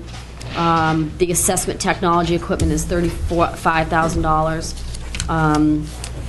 School technology, this is the infrastructure, the $180,000. That's teachers, computers, network equipment, and software for the network. So that's more infrastructure as opposed to actual student computers. And then the technology enhancements, that's some different iPads for different sections. I mean, I think it's the high school science area. There's going to be a new linear algebra program at the high school that will be using the iPads. And I think that is it. So again, the summary is for that is it's $3.1 million we're recommending, and from that is $2,097,460 from the tax levy. And again, the harbor master's funded from the mooring permits, and the 3 departments that come from self-funded are $345,000, and then at this point the number for the fire department in here is $600,000. But again, the tax levy that impacts the taxpayers is $2,097,000. And I think that's it, and I just want to thank the committee for all their diligence. I mean, everyone's had this crazy schedule with the storms, and they got out there on a Saturday at the firehouse, and I also want to thank the Board of Selectmen and Advisory Committee and Ted and Jean Montgomery and all the people that have helped us get to this point, because we really wanted to make this deadline, and we had to adjust some things, but we made it happen. Libby, I want to thank you and your committee for a really great job. I spent 6 years on capital and loved every year, even if we had no money.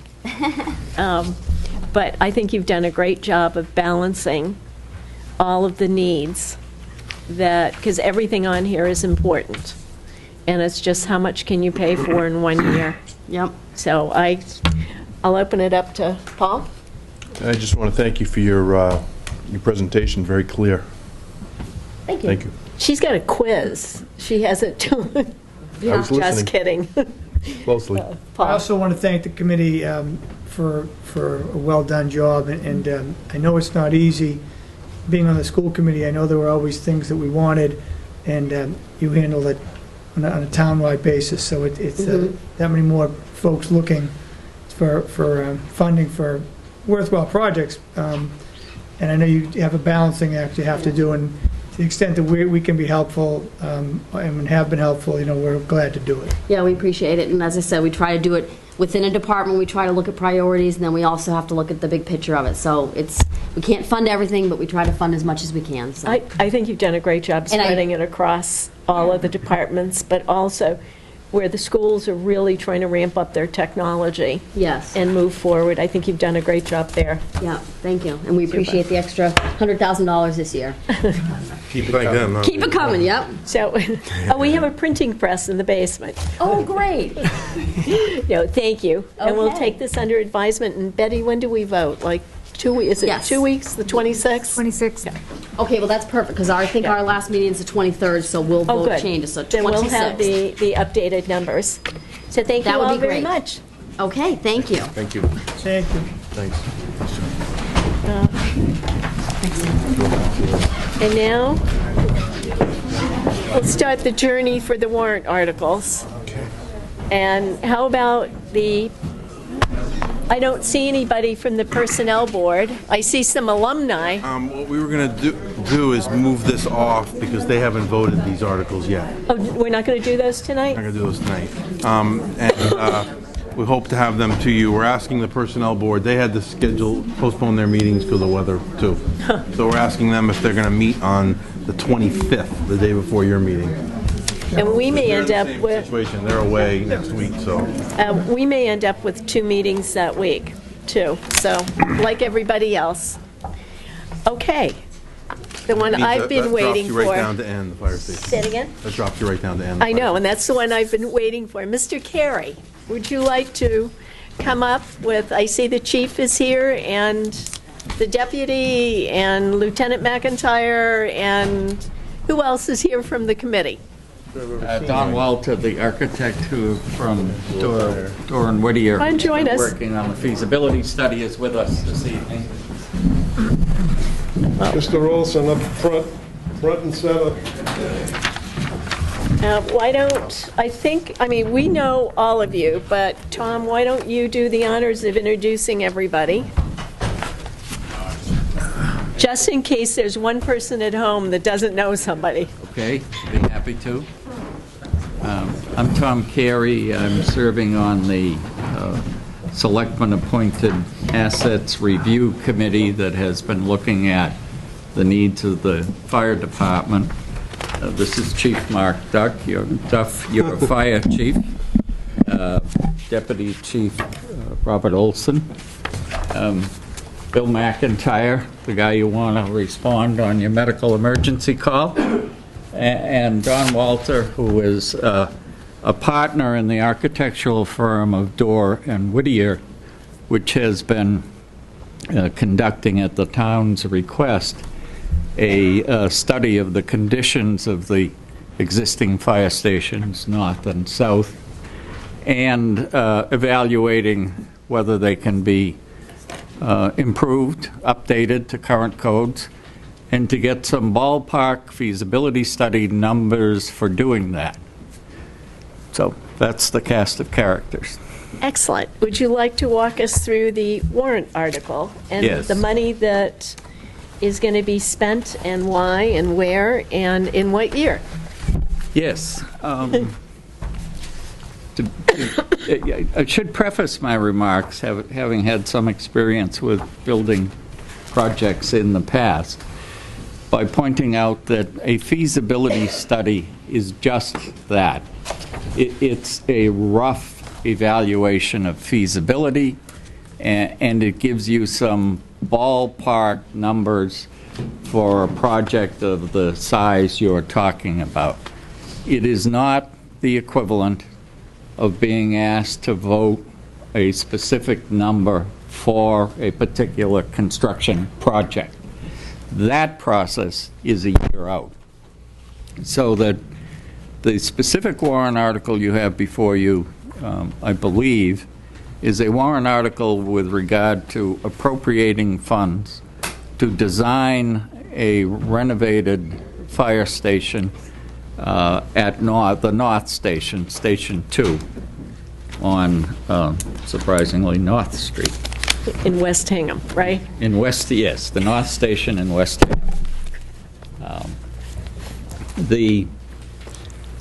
As background, I know you have in front of you, and you have just received, a presentation from the Capital Outlay Committee, which is giving you numbers forward 4 or 5 years estimates.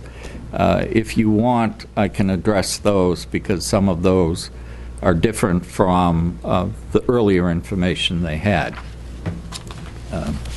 To begin with, the chief and I were here, I don't know, a couple of months ago or so, to give you a preliminary heads up that the conclusions reached by the Fire Station Assets Committee were that a 4th fire station is in the future of Hingham, is needed, and is in fact overdue.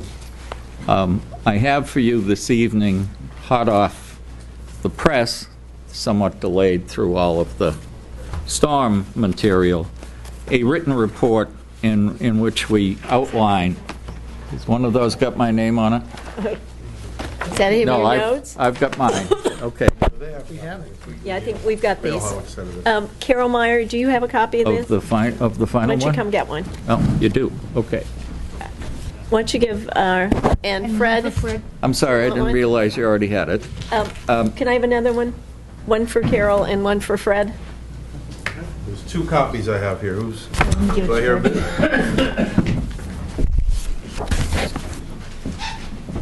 And we're happy to make more available if anyone wants, and at home, if you're interested, you could contact me or through the fire department. We'll be happy to send you a copy. The report gives a summary of the reasons and the data and the justifications for the conclusion the Asset Committee reached. We are not asking that you vote on that or actually decide it or appropriate money at this stage. But we felt it important that as we begin the process of upgrading the existing fire stations, that those projects be put in an overall context of what do we expect the capital needs of the fire department to be over the next 5 years or so. The report analyzes 2 years of data with respect to response times on both emergency services and fire runs in South Hingham. It concludes that response times in South Hingham are substantially longer than they are in other parts of the town, and that the percentage of calls which are answered within an 8-minute period, which is a reasonable period to expect, is about 68% compared to a response rate in most other districts of about 85%. So there's a significant difference. We realize that the analysis of the run data and the confirmation of the need for the 4th station is an important step to take. And the department has retained a specialist under the supervision of Dorr and Whittier, which is an architectural firm with a good deal of experience in fire stations, to independently analyze 3 full years of data. We didn't have the 3rd year when we were working on the report. And in order to get the report out and enable people to start the debate and ask questions, we wrote it up with what we had, which was 2 years of data. The study that's being done will study the 3 most recent years of data. It analyzes GPS. It pinpoints every call, the type of the call, time it took, and computerized and analyzed with the sort of equipment that's available. It can slice and dice that data and answer virtually any question anyone might have. And anyone who's got a question in mind that they want to get an answer to about that aspect of it, let us know early, and we'll be sure to ask it. And we'll ask as many questions as we think we can of the person conducting the study, and we'll be happy when, in public discussions, if more questions arise, we'll bring them back to them. So, the presentation tonight and the assumption is, on the assumption that the conclusions of the Asset Review Committee and the Fire Department are confirmed and accepted by the town, then what we are recommending is the following. When one talks about the stations, we have 3 existing stations, all of which were built at the same time in 1942. And the best data we have with regard to cost is the estimate at one point that it was going to be $180,000 for all 3 of them. They were built during the war, and they were sited to meet the needs of the community at the time. If one harkens back to 1942, the bulk of the population and the activity in Hingham is north of the High Street, Free Street line. Everything below that was farms and scattered buildings. I know because my family moved me into one in the mid-50s. The north was jumping, always had been. The shipyard was going, wartime stuff. The ammunition depots were going.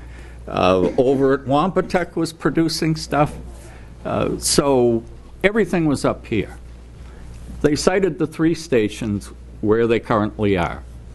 The Central Fire Station, which is headquarters, emergency command in storms and a number of other things, as well as an operating fire station, is right across the field on Main Street.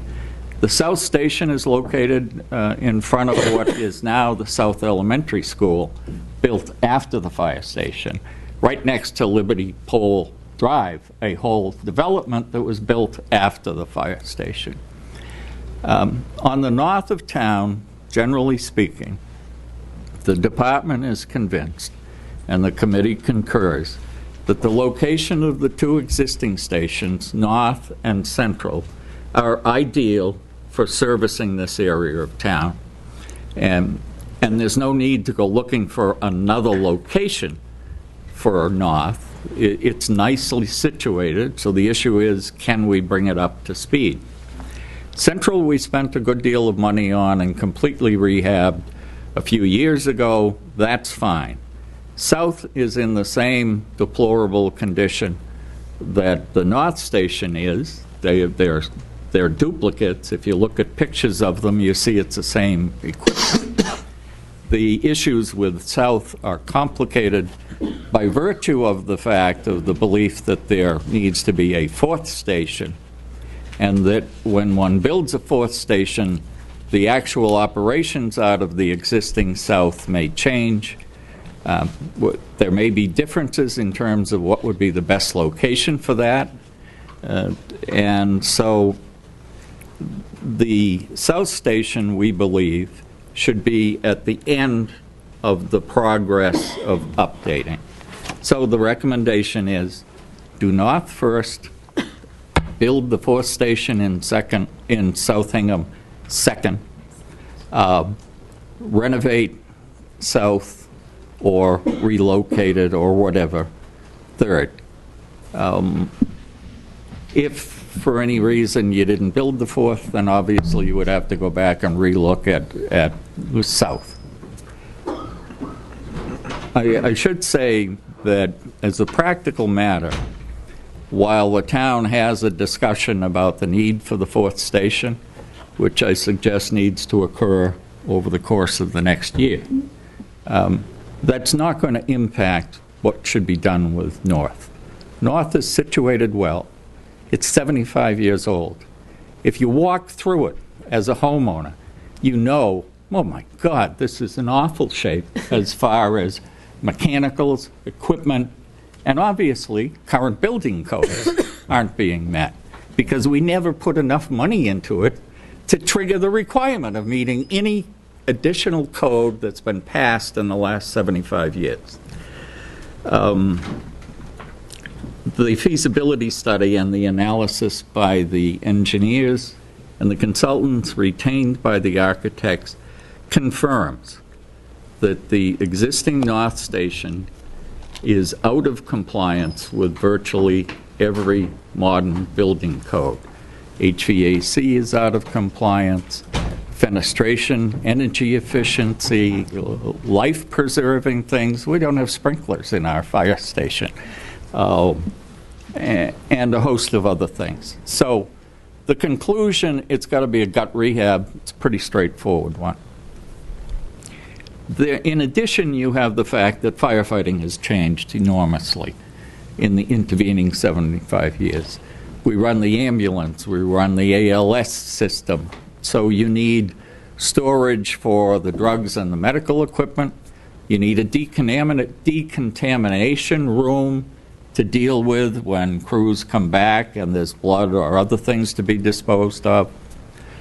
Turnout gear, if one goes over to the Fire Historic Museum and looks at the kind of equipment that people had back in the day, and then one compares the turnout gear, the stuff that firefighters today put on, it's like night and day. And there's a little closet, not much bigger, frankly, than the closet in the entry hall to my house that currently takes all of the turnout gear. That's got to be expanded. Fitness rooms. I had an uncle served in the Quincy Fire Department with great honor for a number of years. In his mid-80s, all crippled with arthritis. And when I was a hotshot young student, I couldn't beat him in a game of cribbage if my life depended on it. Because he'd been sitting out in front of a fire station playing cribbage most of his life, and he was brilliant at it. Everything I know, I learned from him, but he never did let me beat him. Those days are gone. Firefighters today are constantly at work. Fitness training routines are part of the job. In North, there's a bicycle kind of a piece of equipment sitting in one of the bunk rooms that sleeps 4. And so if nobody's resting, you can pump away. If you go across the station over to the shop, you will find some weight equipment. It's inadequate. There are other firefighting codes today with respect to storage of oxygen and what can be on the apparatus floor and those things. Our consultants, our architects, have analyzed the station to determine how much additional space is going to be needed to bring it up to current firefighting codes. It can't be done in the existing footprint, which is 5,000 square feet. How much more you will need depends to some extent upon the program. The number that you have in here a year out as a estimated cost of construction based on feasibility study, it was based on a station of about 8,500 square feet. That was developed at the department's request to see what size you would need if you were running 6 firefighters per shift out of the station. That was a preliminary request to see what that would entail. Upon reflection, as everything was being developed, and as we looked at what kind of equipment would actually be run out of there and the like, the department concluded, and the committee agrees, that a station designed for 4 on a regular basis per shift running out of that station with adequate room to accommodate on an emergency and occasional basis a 5th would be sufficient to suit the needs of the community going forward. The architects have been asked to take a look at that assumption, and they've really just begun it. But the preliminary look suggests that that will drop maybe 1,200 square feet, 1,500 square feet from the building, and knock off about $500,000 on the estimate, the feasibility study. I certainly don't want to be up here knocking down estimates before we've even appointed a building committee, but I want to be candid with you about the basis on which these numbers have been received. Now, the number you have was 4.3 million, and there was a request for 600,000 in this year's warrant. Those are not cumulative. The 4.3 million was an estimate for the total cost of the 8,500 square foot station. And that included all of the design and engineering studies that would then be backed out. So the 600,000 being asked for this year, which would be subtracted from that $4.3 million construction number, okay? Now, as to the 600,000 being requested this year, the design services, when one hires an architect for a job, you hire the architect who's working for the town, and the town is, the architect then hires and supervises the assistants for whom he's responsible. And that's all the sub-professionals. Make sure you've got an accurate site plan. Make sure you've looked for the town brook, which we happen to know runs through the back of the driveway.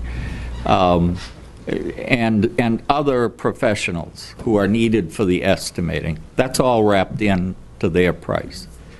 The price that they usually quote is a price for design services through construction administration. In other words, when you do this and you get all those beautiful drawings and you hire a contractor and you turn the job over to them, you sure as hell don't say, let me know when you're through.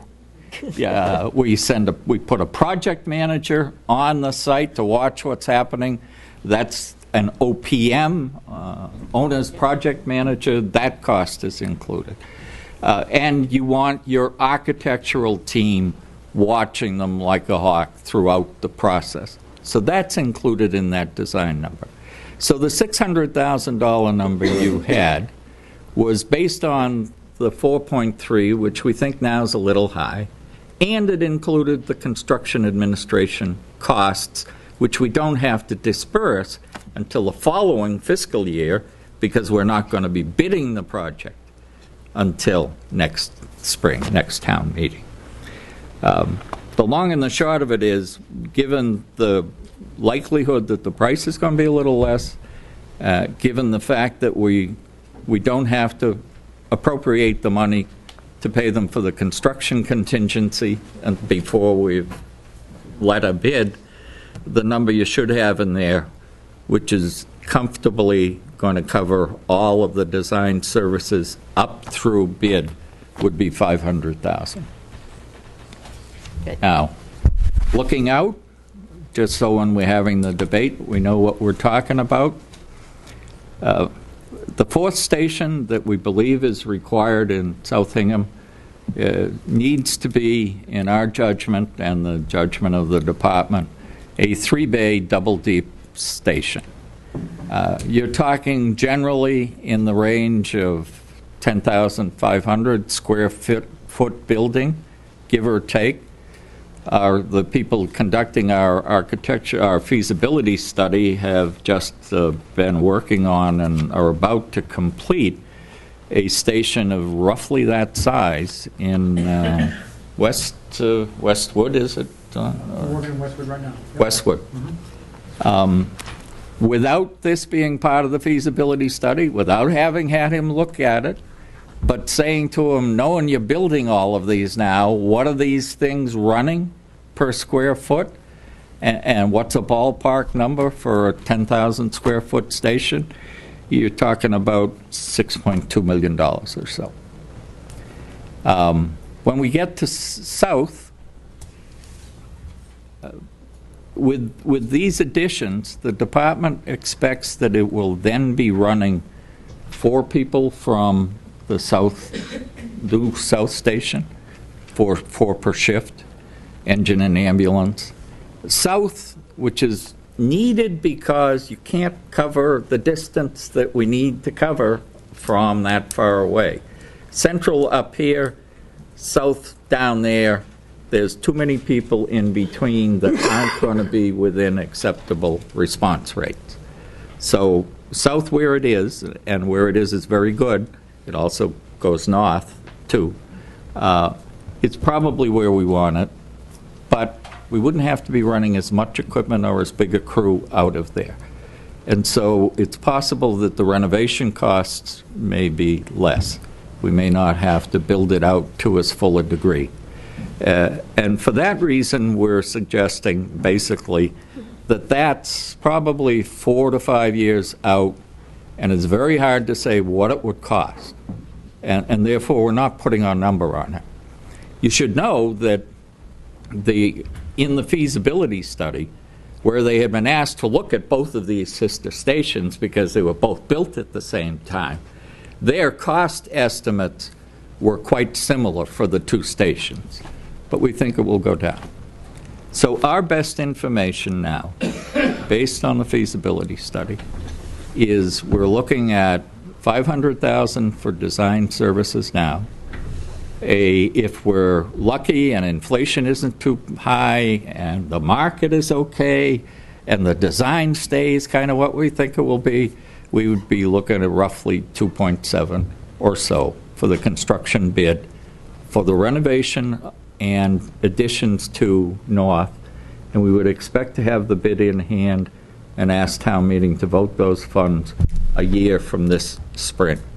We would also at that point ask, assuming that the debate upholds our conclusions and that the town does decide that the level of service we want requires a 4th station, we would ask for the design funds then.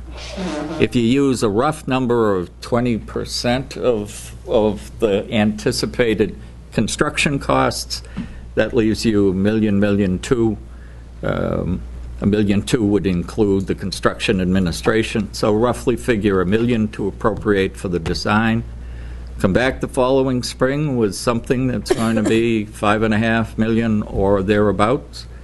Build that, then relocate south and run it from the new South Hingham station, get the design funds and the money to rehabilitate South Station in its present location or nearby, and over approximately a 5 or 6 year period, we will spend, I haven't been adding it up, something in the range of $13 million or so.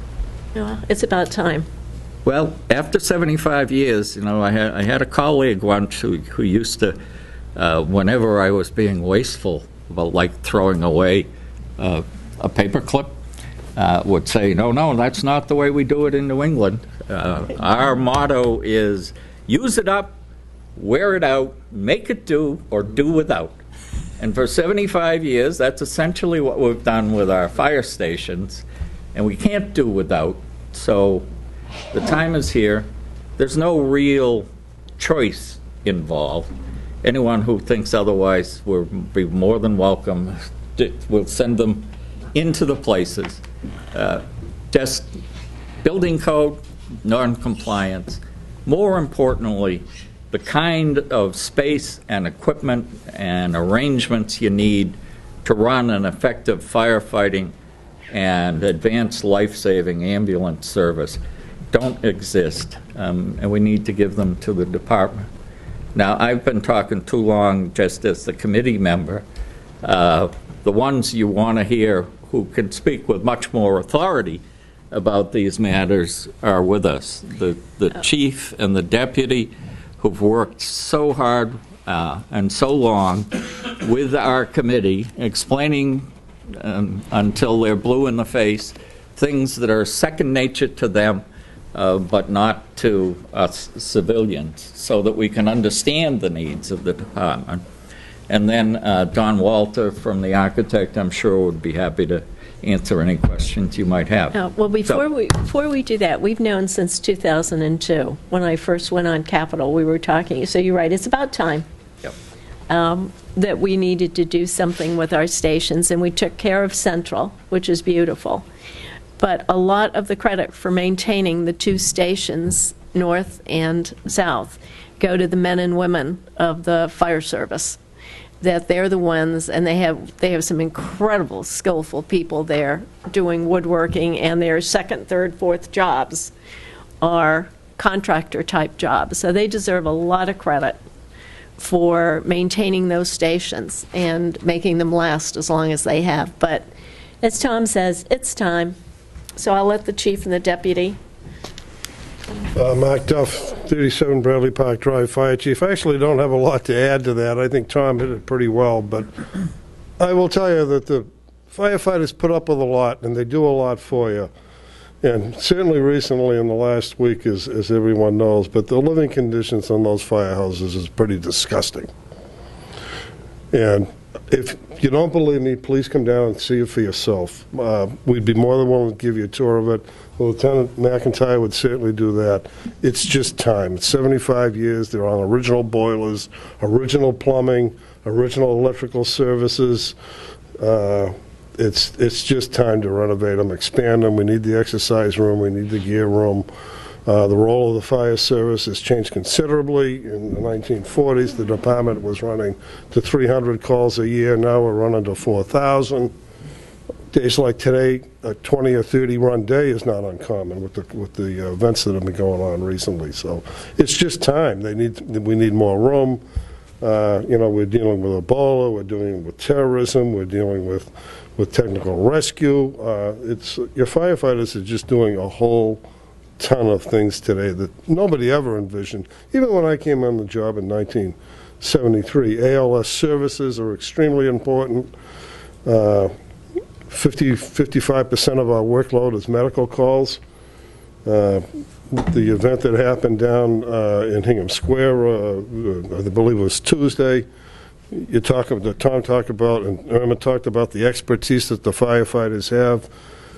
We in a way have the expertise to deal with building collapses because we have carpenters, we have electricians, we have plumbers, we have all those people, and ironically, there's a standard within the Plymouth County and the state that when a collapse in the building occurs in Plymouth County, a member of the technical rescue team is notified.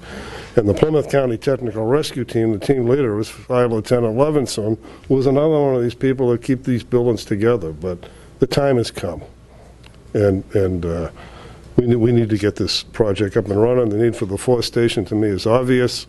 It was obvious in 1968 when then Chief Kimball and Chief Campbell and several other people in 1968 when the original shopping plaza on Derby was built, Industrial Park Road, and some of the areas recognized the need for a fire station then. That's, 30 years ago. They were even, at that point in time, 40, all right, talking running 2 ladder trucks, which I don't believe is the case right now. But this was recognized 40 years ago that station, we needed an additional station in South Hingham. It's important, if people who know the town can visualize it, and you think about everything north of High Street, there's 2 fire stations that serve that area.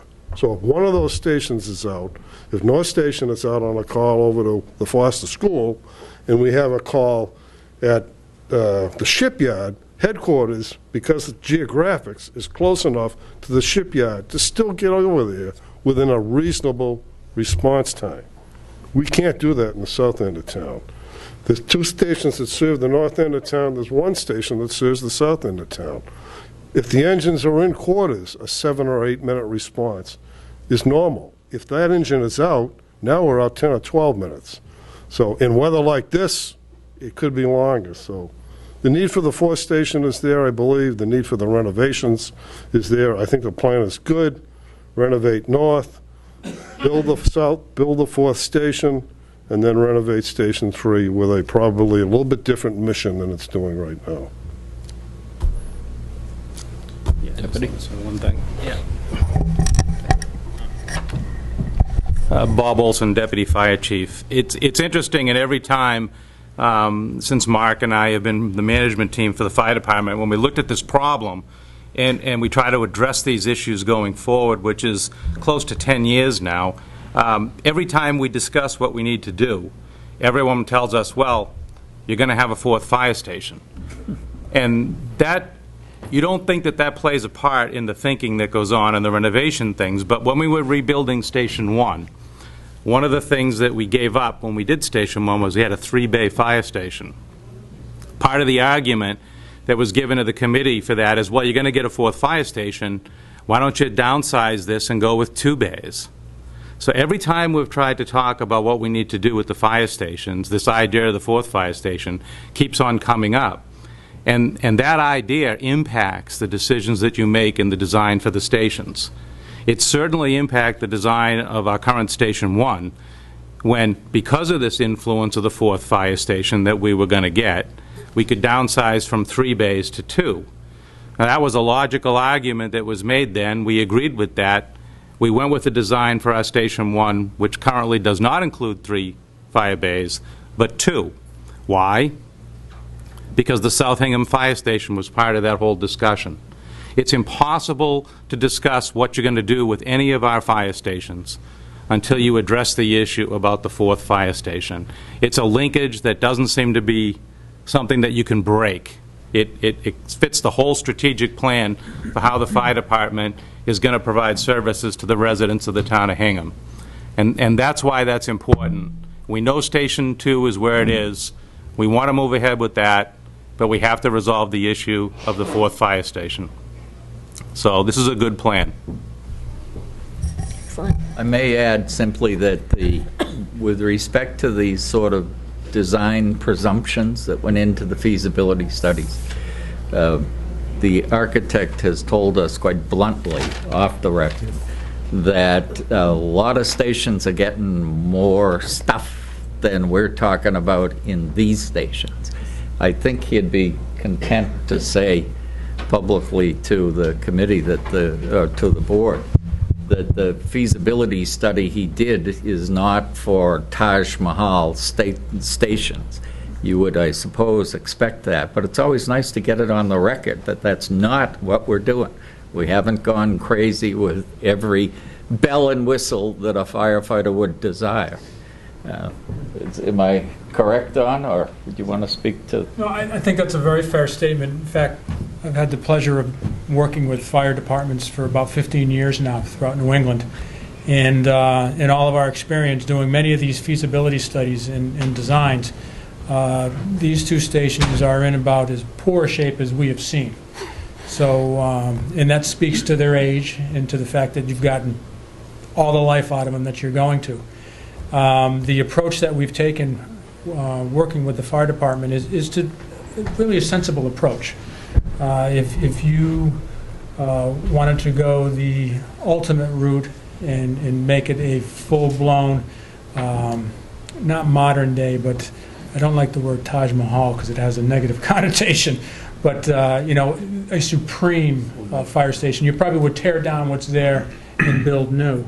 There are great bones within both of those stations, and we've been able to really work with that, look at some minor demolition and then some new additions to create something that's sensible for the community and programmatically will meet the fire department's needs. Great. And of course, the North Station is sitting square in the middle of an historic district, and so that's not purely a matter of we'd like to do it. It's what the town requires. Station 1 that the deputy referred to is the central headquarters, and you can see that that was done with great attention to how to get something modern which was needed, but at the same time try to maintain the historical character.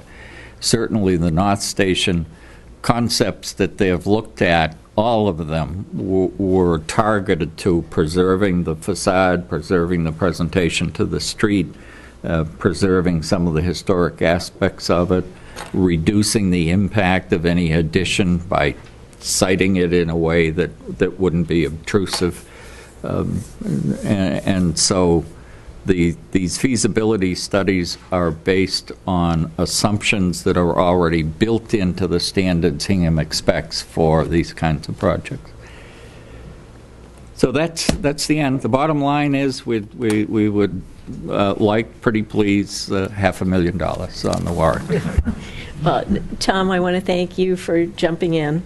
Happy to. And the chief, deputy, and the rest of the team. I think this is a terrific plan. I'm so happy to see the new South Station down by us. We have desperately needed that. It's a matter of safety. And in a couple of years, hopefully, we'll actually see that being built. But let me open it up to questions from the Pauls. Thank you. I continue to look forward to being persuaded. That's a lot of money. 4 stations, I think you got to demonstrate the need. And I'm not throwing cold water on anything that you've said. I've just got your report. I haven't had a chance to digest it. I understand. Just as a point of clarification, is the architect's role to design the station as opposed to determine whether there's a need? Yes. All right. The feasibility study was to, well, no.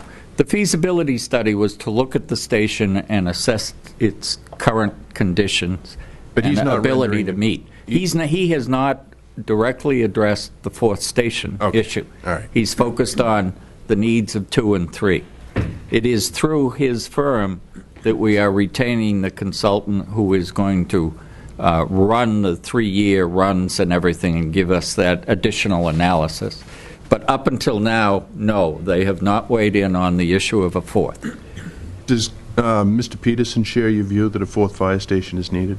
Yes, I believe he does. The report that you have, although I've done a lot of rewriting on it in conjunction with the department, the bones of it and the bulk of it was written by Carl before personal considerations led to his having to step off the committee, especially all of the data and charts about response times and the conclusions. So, yes. Was there any consideration given as to whether the fire mission could be augmented by a third party to obviate the need for a 4th station in your mind?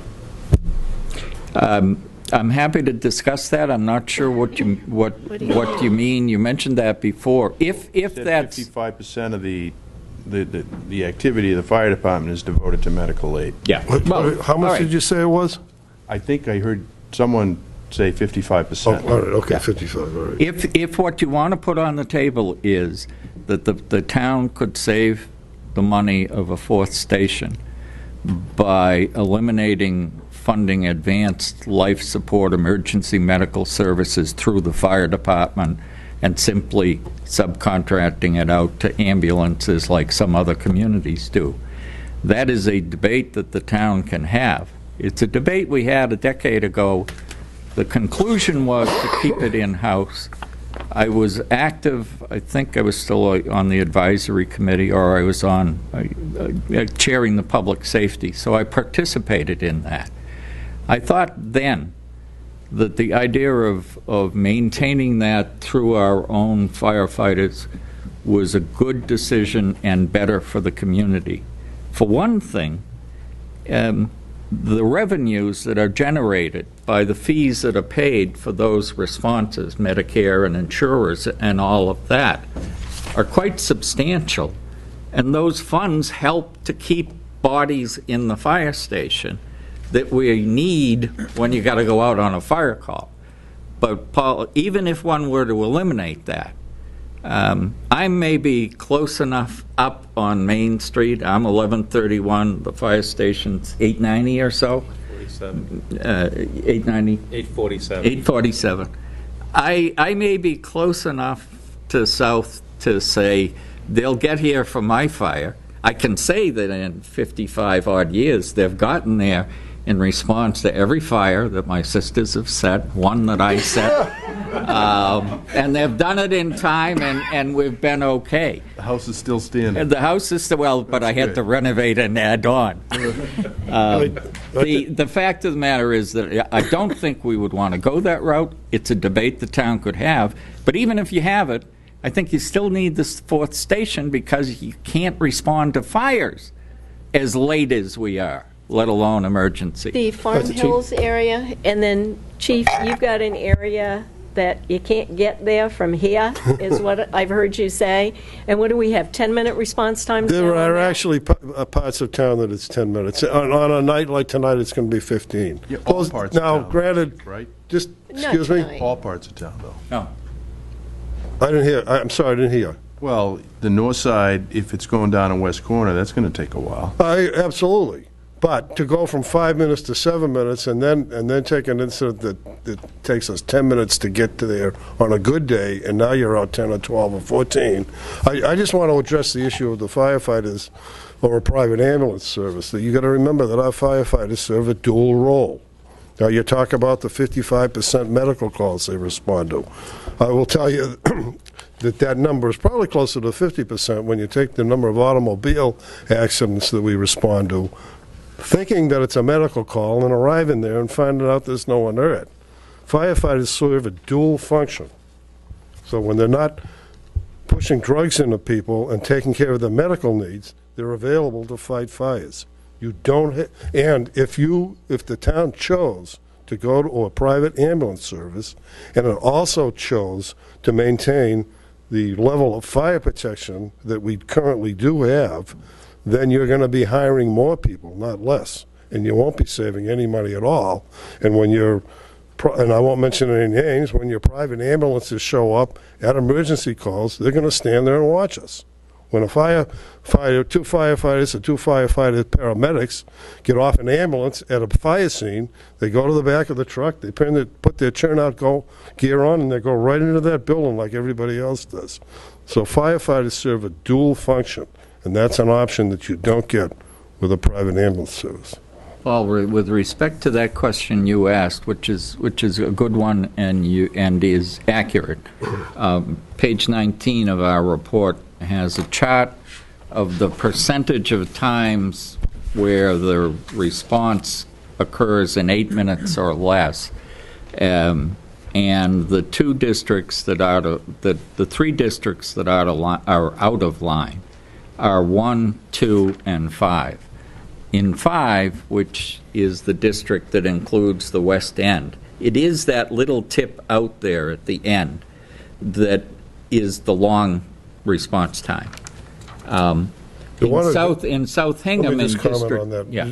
That one little tip that Tom is talking about, though, there are 2 stations that are available to respond to a call there.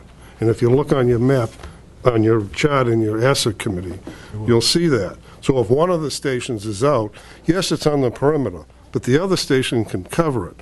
You can't do that in the south end of town. If that station is out, then you're out 10 or 12 minutes. To get a fire engine from Hingham Center to 90% of that District 2 that you'll see in your report with the map, it's just too long. And the committee, the firefighters, myself, Billy Mack, all of us have looked at this and said, do we move the station further south? Do we move the north station to a better location?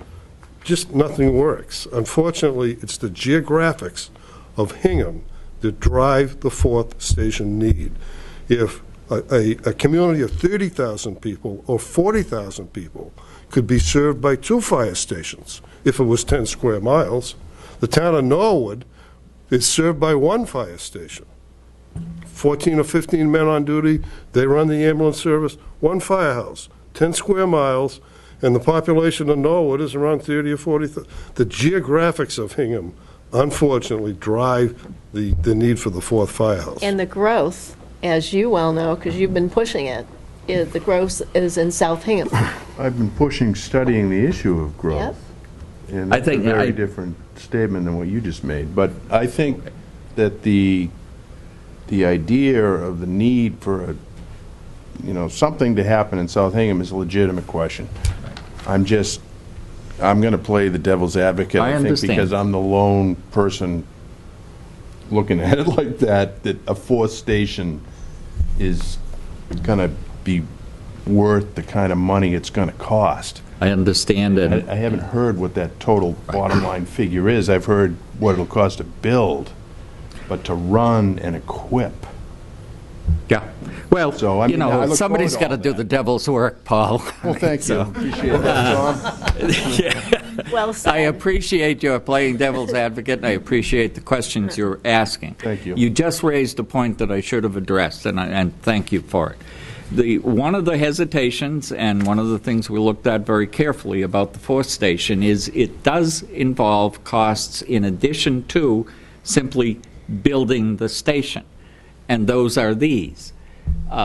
It will increase the number of firefighters on duty per shift from a minimum of 11, which is what we currently run, to a minimum of 13.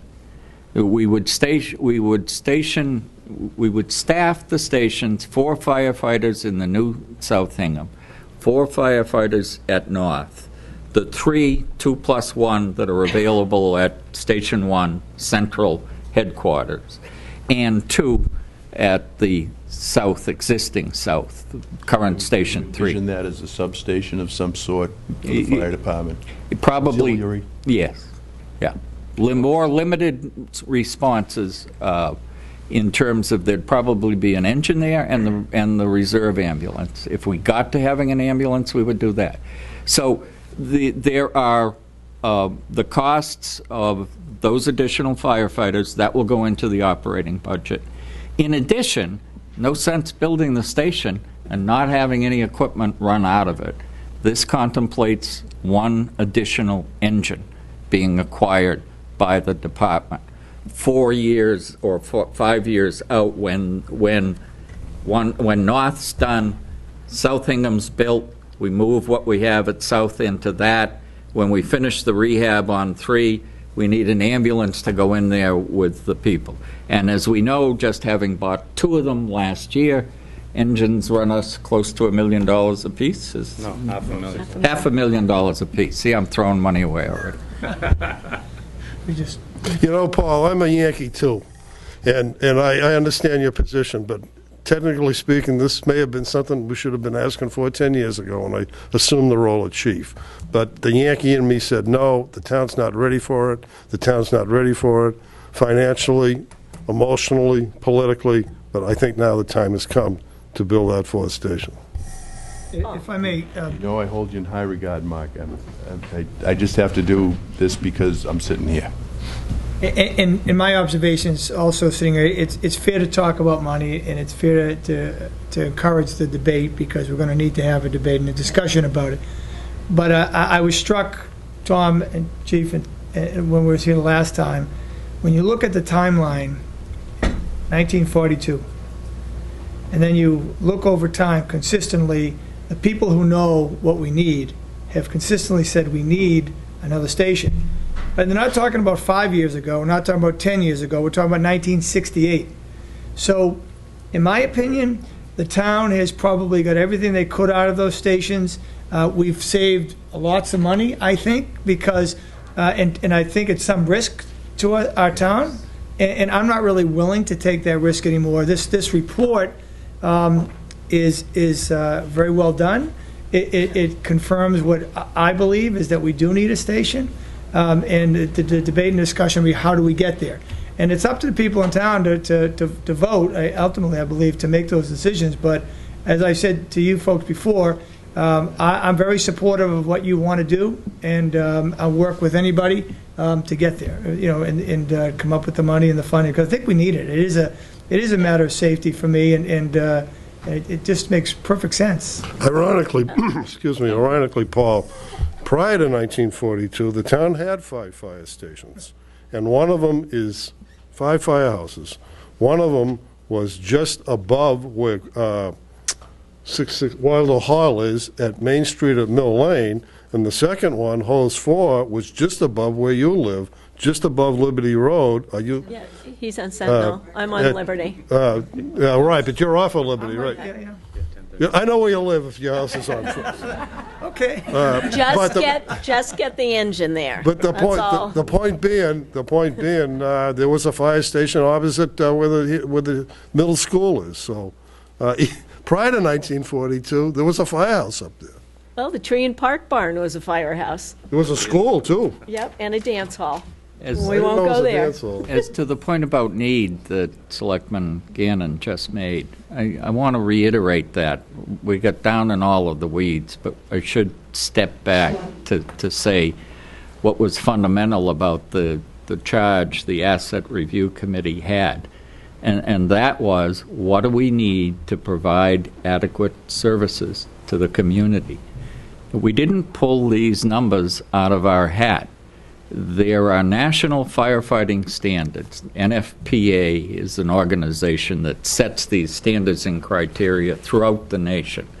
And the original chair of this committee had a vast amount of knowledge, having been at the highest echelons of that organization for many years. And they have done it and broken it down, and it's statistically accurate. In our report, you will see a chart that tells people how dangerous a fire is going to get as time progresses. And at the 8-minute mark, outside of the 8, you're looking at significantly greater loss of the structure and a real risk of complete loss. Below that, much better outcomes. The earlier you get there, the better. We can all understand that. Where's the line of what we think's acceptable? I'll tell you, when my dad and my mother were having severe health difficulties and I made that call, I wasn't thinking of, well, 10's as good as 8. I was wishing they were beside me already.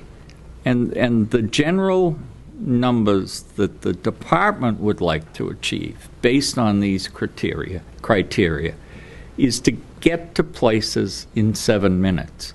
Now, that's an aggressive choice, but it's justified by the standards and by the consequences if you don't get there.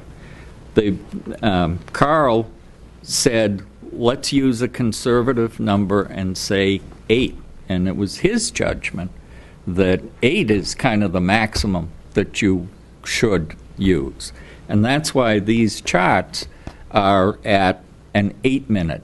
At 60, if 2/3 of the calls in the South Hingham area, or large aspects of it, aren't being met within that 8 minutes, we don't have a system delivering the service we want. EMS is the same. It's about 7, 8. The numbers vary according to deeply urban, rural Vermont, suburb. Those numbers are kind of where we want to be. I doubt very much that this community, given what we expect from our services, would be content with saying, let's pocket the $6 million and we'll accept 10-minute response times. It's not justified. So our conclusion was that the need is not because of the future growth that's going to be exacerbated, but that the need is here now, and that it is fundamentally a public safety need, and that unless we do this, we won't be responding throughout the town within the time frames that we should demand from our public safety services. So. Thank you, Tom. Okay. I know we ran over on this, but this is very, very important. I think what you've done for us is laid out a path to follow. I think it's logical. It is expensive, but guess what? Everything's expensive these days, and firefighting has changed so much with all the things that our firefighter paramedics deal with. So I'll take a couple questions from the audience, if you have any. Carol? Just confirm, is it 13 million for the station? No, that's a guesstimate. I threw that out. I don't think it is. The question from Carol Meyer was whether it was 13 million for the new station. Yeah, thank you. No. It's $500,000 this year for design studies. No, Yeah, for North. for Station 2. Renovations of Fire Station 2. Standalone new station estimate ballpark, without having been analyzed, is in the $6 million range. The 13 was if one says we start today and we spend about 3.8, you roughly, say you spend 4 on North, you spend 6 Right. on a news Yeah, station. we do. You spend another 3 be very on South, and you buy a new ambulance. You're looking at, over a 5 to 6 year period, expenditures of about $14 million or so. All capital. And then we would be absorbing, at the end of the system, when all 4 were up and running, we would be adding to our operating costs the cost of 2 firefighters per shift, which means 8 new hires. I don't have a dollar number on that, and by the time you're out there, salaries It's going to have be changed probably anyway. changed. Right. That is the one thing about the project that would, goes beyond capital and means we're assuming additional operating costs going forward. Thank you very Okay, much. I'll thank take you. a motion to, how did we do these, Betty? I move to favorable vote on Article N. Yeah, great. At Paul? 500 rather than the 6 that was in With the the, yeah, draft. this didn't have any, but why don't we put Okay. 500 in there? Second that. Okay, any further discussion? All in favor? Aye. Any opposed? Thank you very much. Thank you, gentlemen. Madam Chairman, can I have about 2 minutes to discuss some safety issues with regards to all the snow we've had? Sure. Very concerned about gas vents, people that have homes that have gas vents that come out the side. They're anywhere from 24 to 36 inches above the ground. Currently, we have, in some places, 60 to 70 inches of snow on the ground. Dig those out. If you're elderly or you're unable to dig them out, call the fire department and we'll do it for you.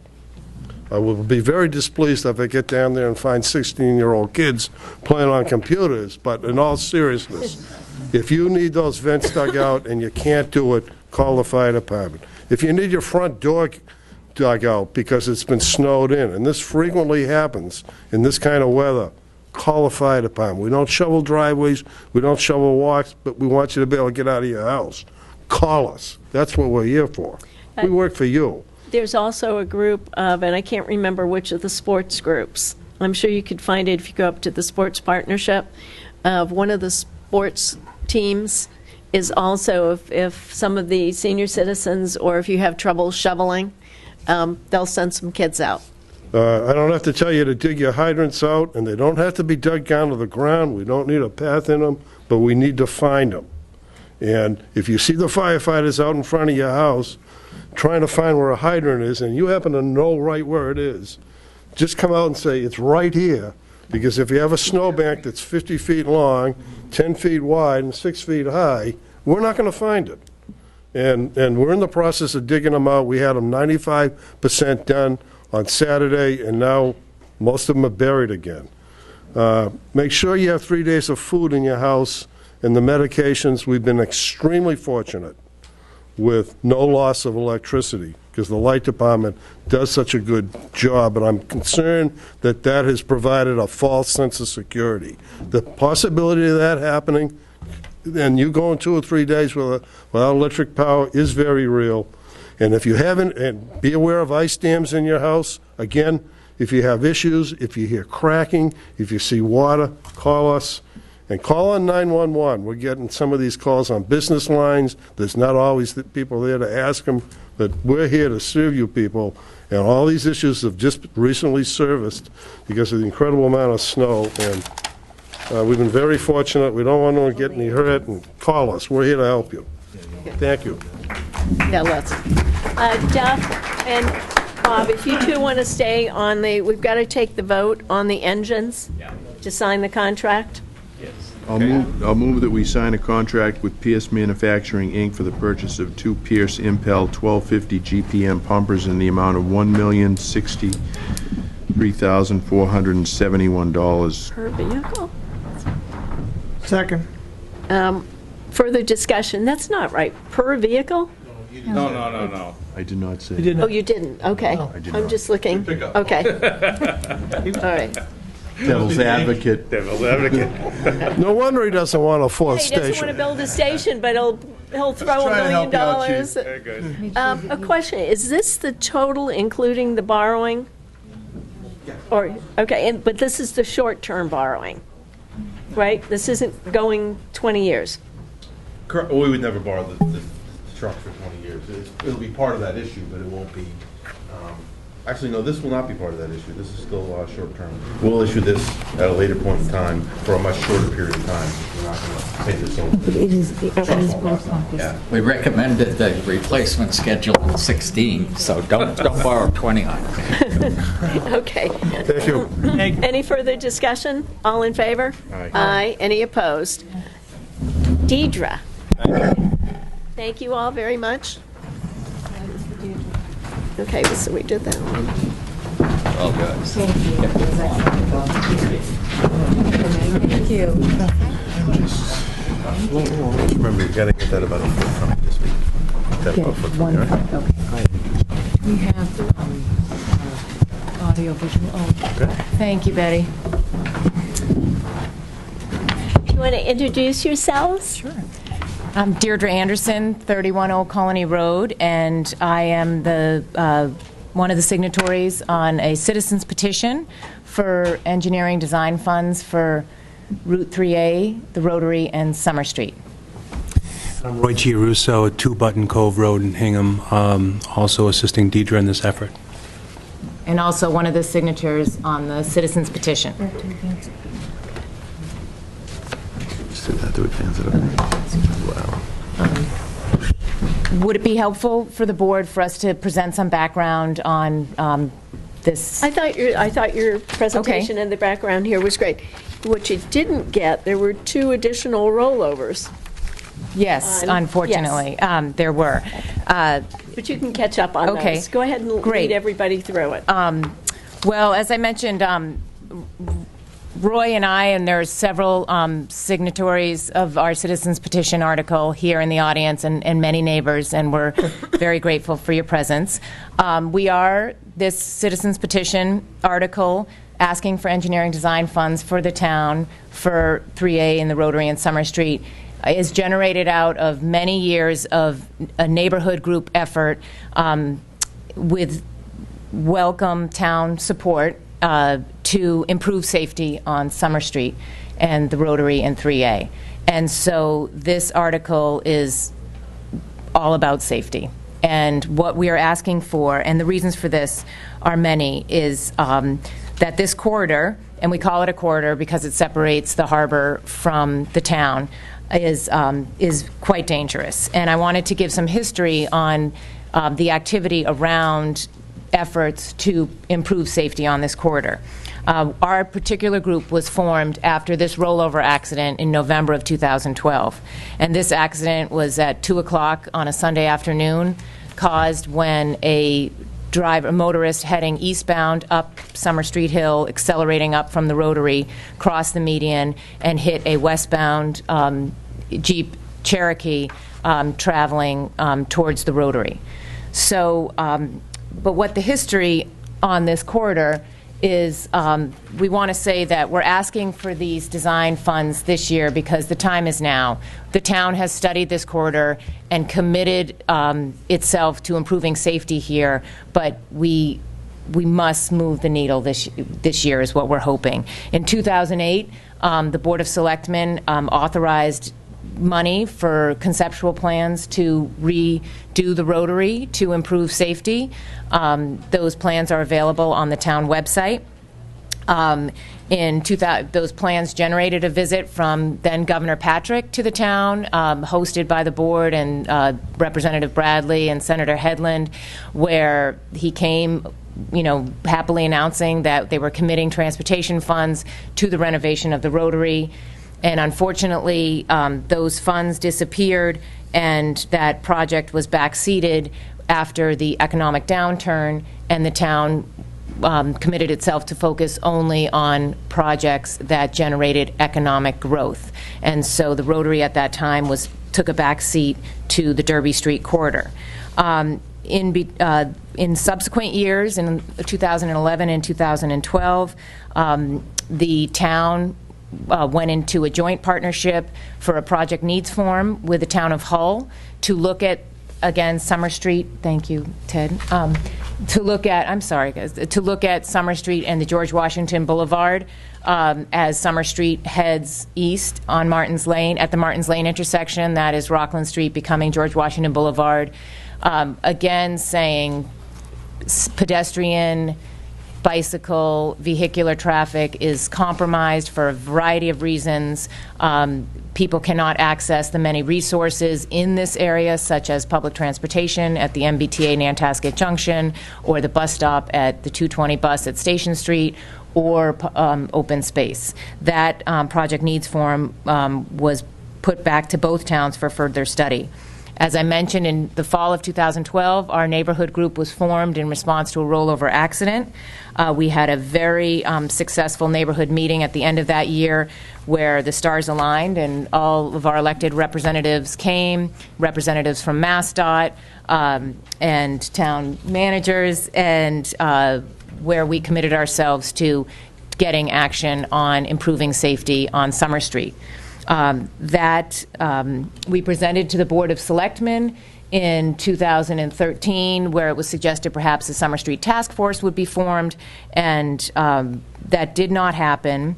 But that summer, there was Massachusetts Department of Transportation, with help from town manager and Representative Bradley, did do a safety audit where we walked the length of the corridor we speak about. And we have that document, the town has that document, and it outlines very clearly many of the challenges to this corridor that we would like to see improved. Things such as outdated signals, no markings, not appropriate signage, sidewalks that don't meet code in terms of width, utility poles interrupting sidewalks. So that safety audit is in our hands and provides a great roadmap, perhaps, to some of the many things that need to get done.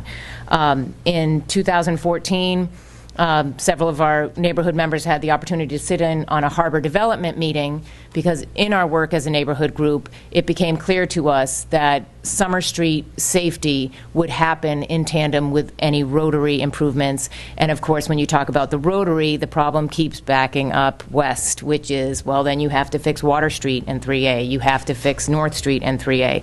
And the MassDOT safety audit absolutely confirms that you can't kick the can down the road. And so we made the final decision to appeal to the town via town meeting through this article after a single car accident at the beginning of January at 7:42 in the morning. A car hits the curb at Summer Street just west of Steamboat Lane, hits one telephone pole, rides around the sidewalk for a little bit, hits a second telephone pole, and the report says that the driver was avoiding an animal. So whether that driver was avoiding an animal, or what we more often see when we're at the bus stops is whether they were texting, but it just, enough is enough. And literally between every neighborhood correspondence, there is very often another incident. Another rollover, OUI, where they're hitting the wall at a neighbor's at Summer Street and Steamboat Lane, and this is a fatality corridor. Unfortunately, we don't need to, and the statistics back us up. MassDOT has labeled the Rotary a high crash location. MassDOT has labeled, thank you, has labeled North Street and 3A a high crash location. Summer Street and Barnes Road, Steamboat Lane is a high injury location. Of the fatal accidents in Hingham over a 10-year period, over a third are in this corridor.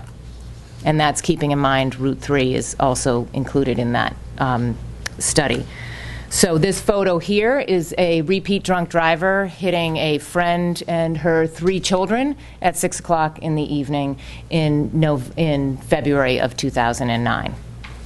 And that is when, like so many of these incidents, neighbors are running out after they've heard the crash and taking victims before nothing anyone wants to see.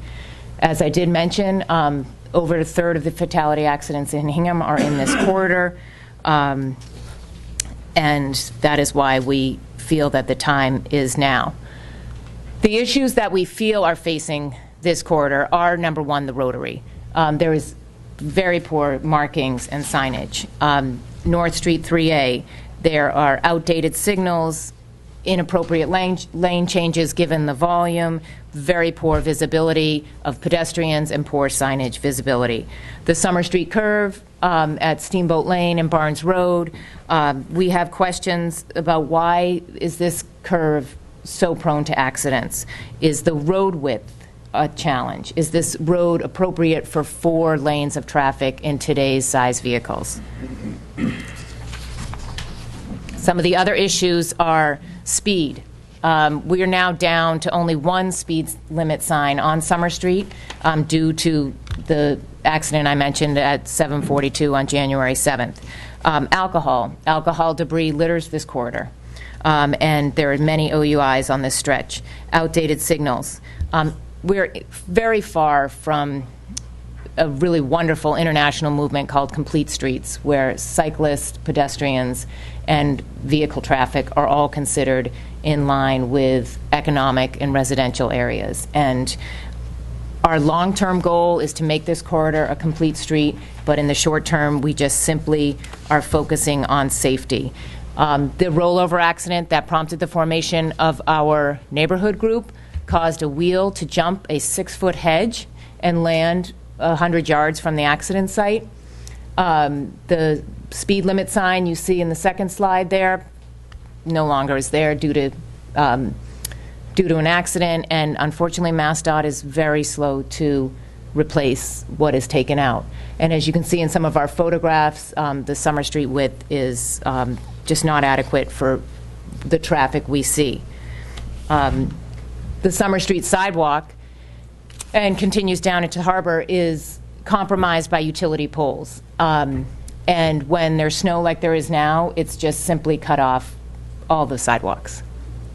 Hingham DPW does have a mutual maintenance agreement for the Martins Lane, Summer Street area, and they are consistent with mowing and getting that sidewalk clear as quickly as they can, but we cannot say the same for MassDOT once you're beyond Button Cove Road.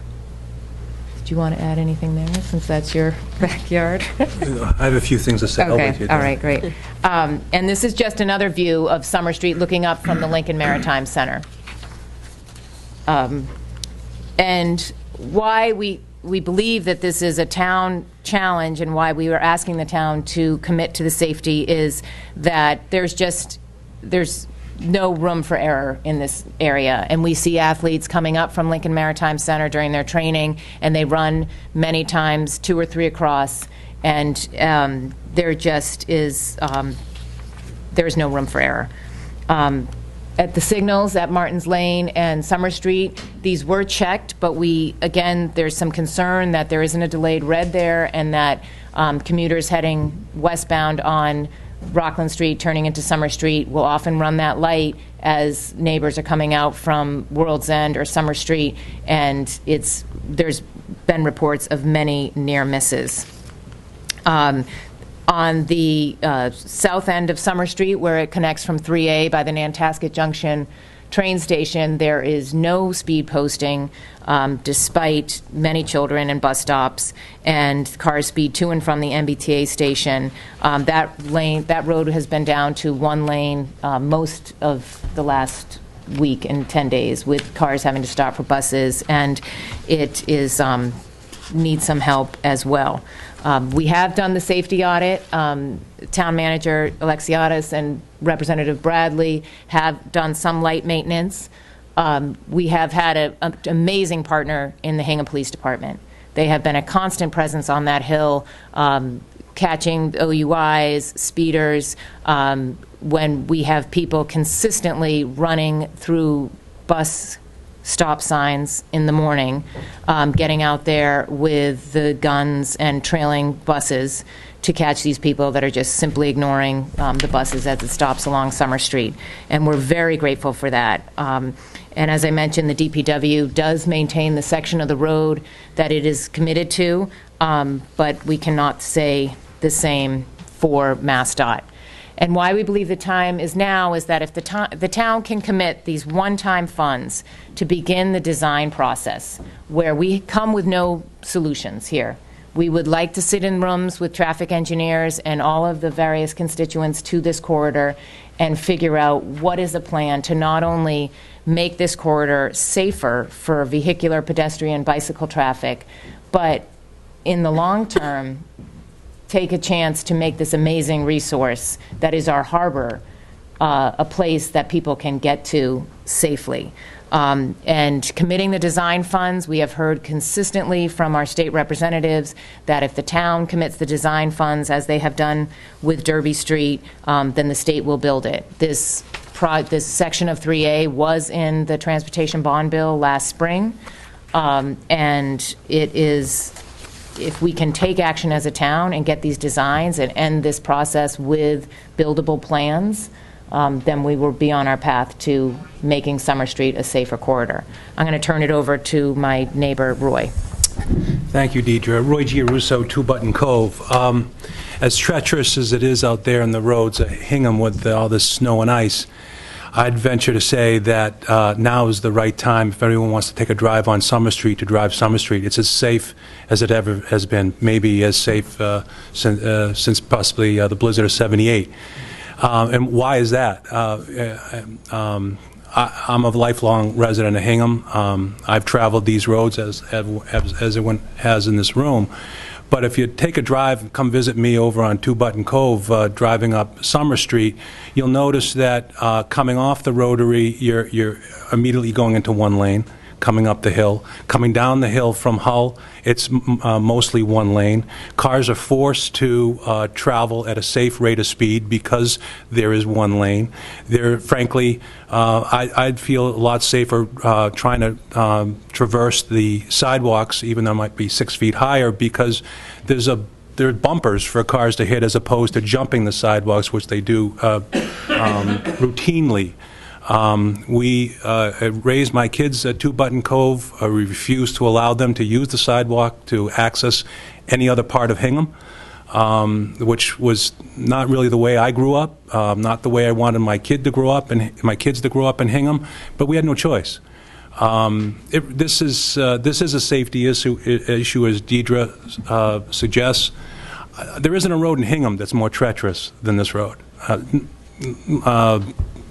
The roller coaster road. Lozelle. And Union. Yeah, it's safer than this road. On this road, we have, let's be frank, and let's talk about reality. We have knuckleheads driving this road at all hours of the day.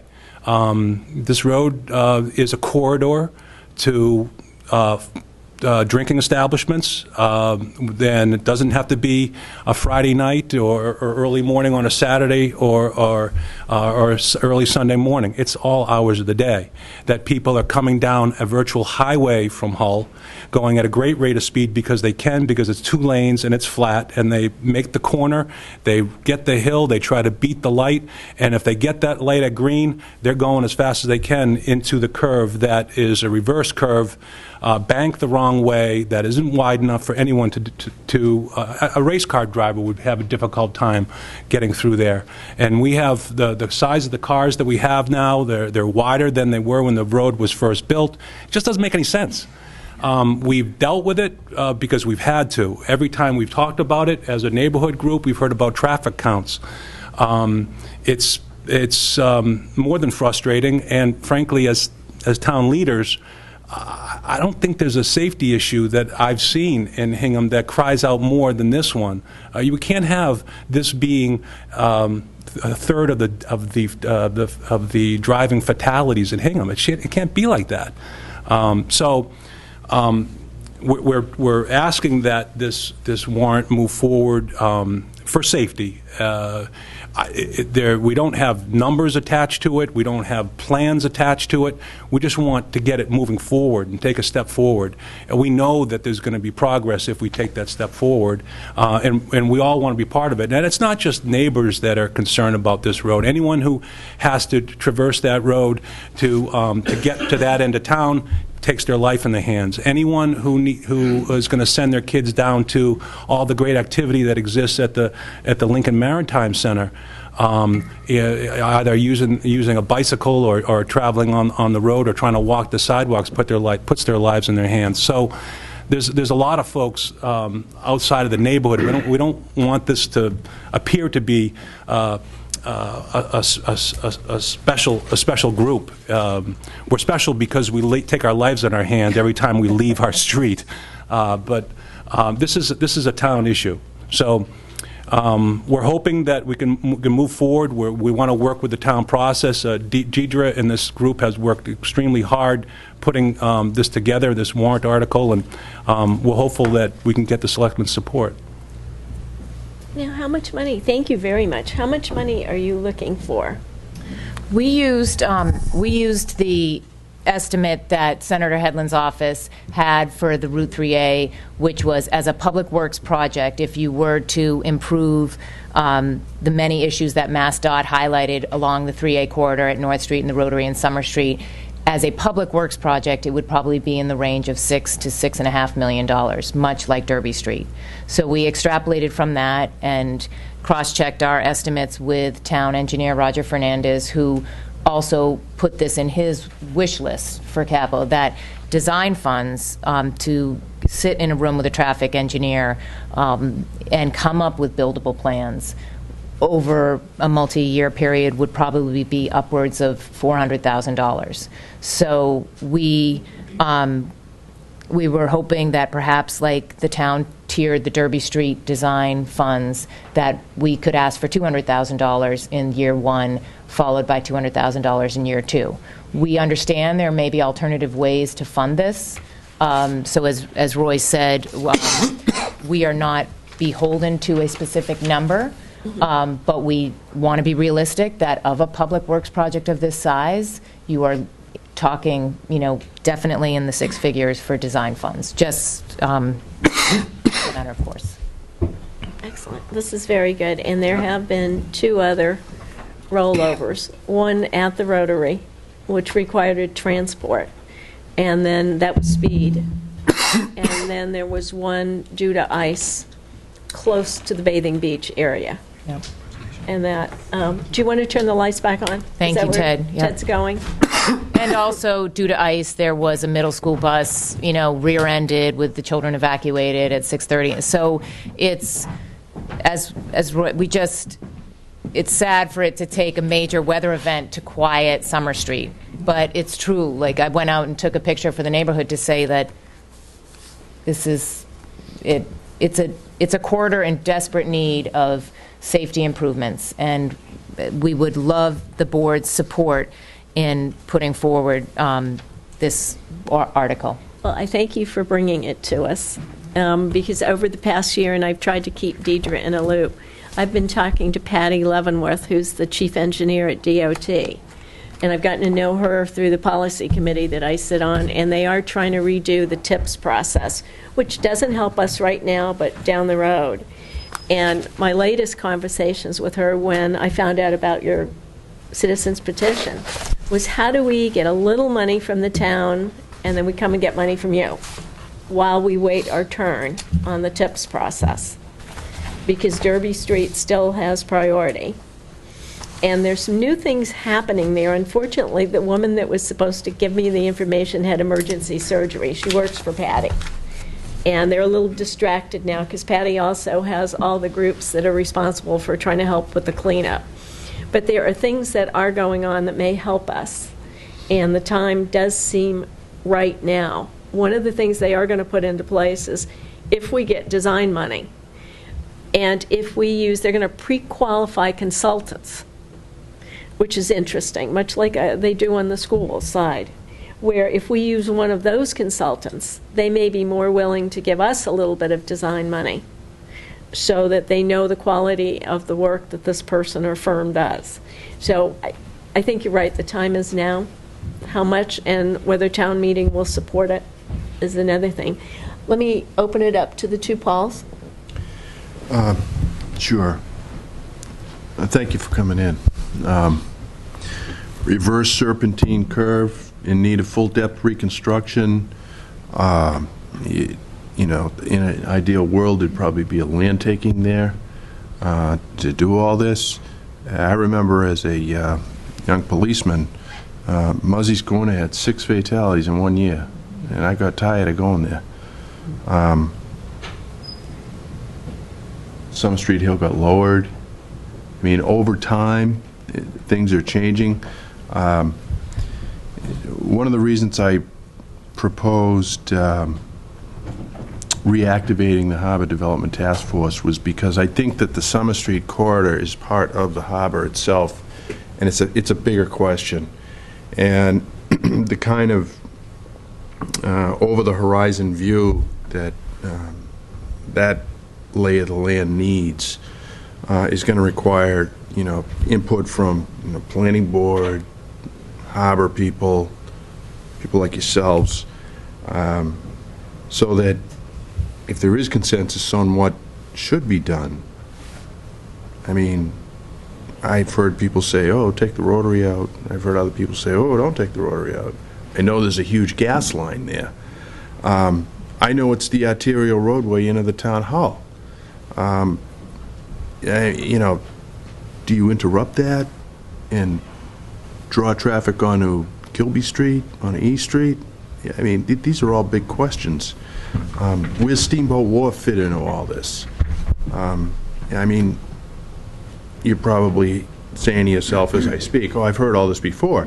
But the point is, this has to be addressed. It has to be, in an ideal world, in a non-political way, so that the engineering fix is one that works. And, I mean, I know from the Derby Street, the Derby Street project that we're working on, you know, when the state gives money now, they also require 5-foot wide bike lanes.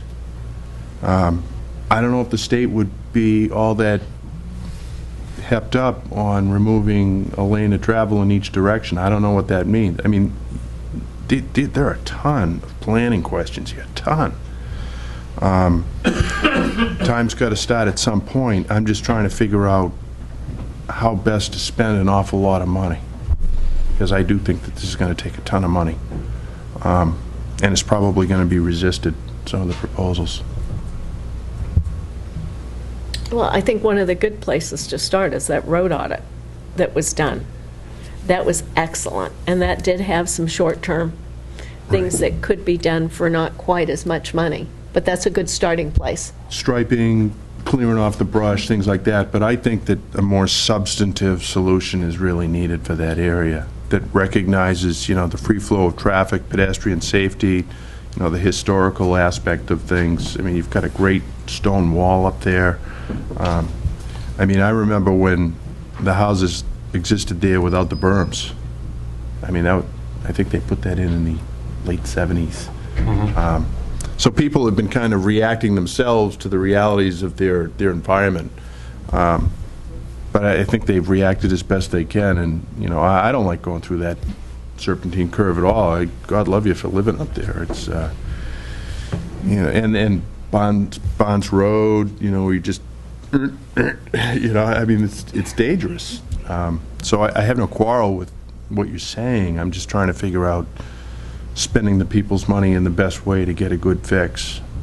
And we have worked collaboratively where we have reached out to the Bathing Beach trustees, to the harbor development. That's why we were at the meeting. Good. That we you know, are very excited about, you know, the results of the first harbor task force many years ago and how that morphed into harbor development. And we see that as the beautiful end product someday. And our message is simply, and we want to go, we support that now by pushing on this road safety.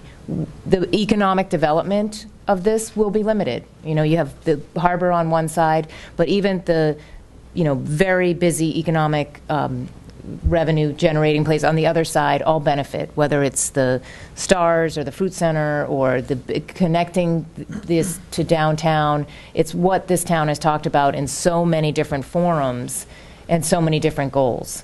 So Yeah, I mean, I see it going to, you know, the Lobster Pound, not just, you know.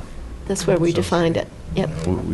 And when we talk about an awful lot of money, I do also believe that this whole area is a poster child for a variety of grants. Do I think grants would be the answer to our financial?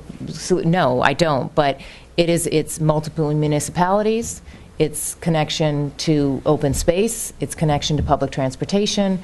Again, I think with some work and some committed funds for people working on this full-time, to say, you know, this could be a real model instead of this example of, you know, I don't even know what it is. I think all the comments are excellent, and thank you for the great leadership. I couldn't agree more, Selectman Healy, with your comments.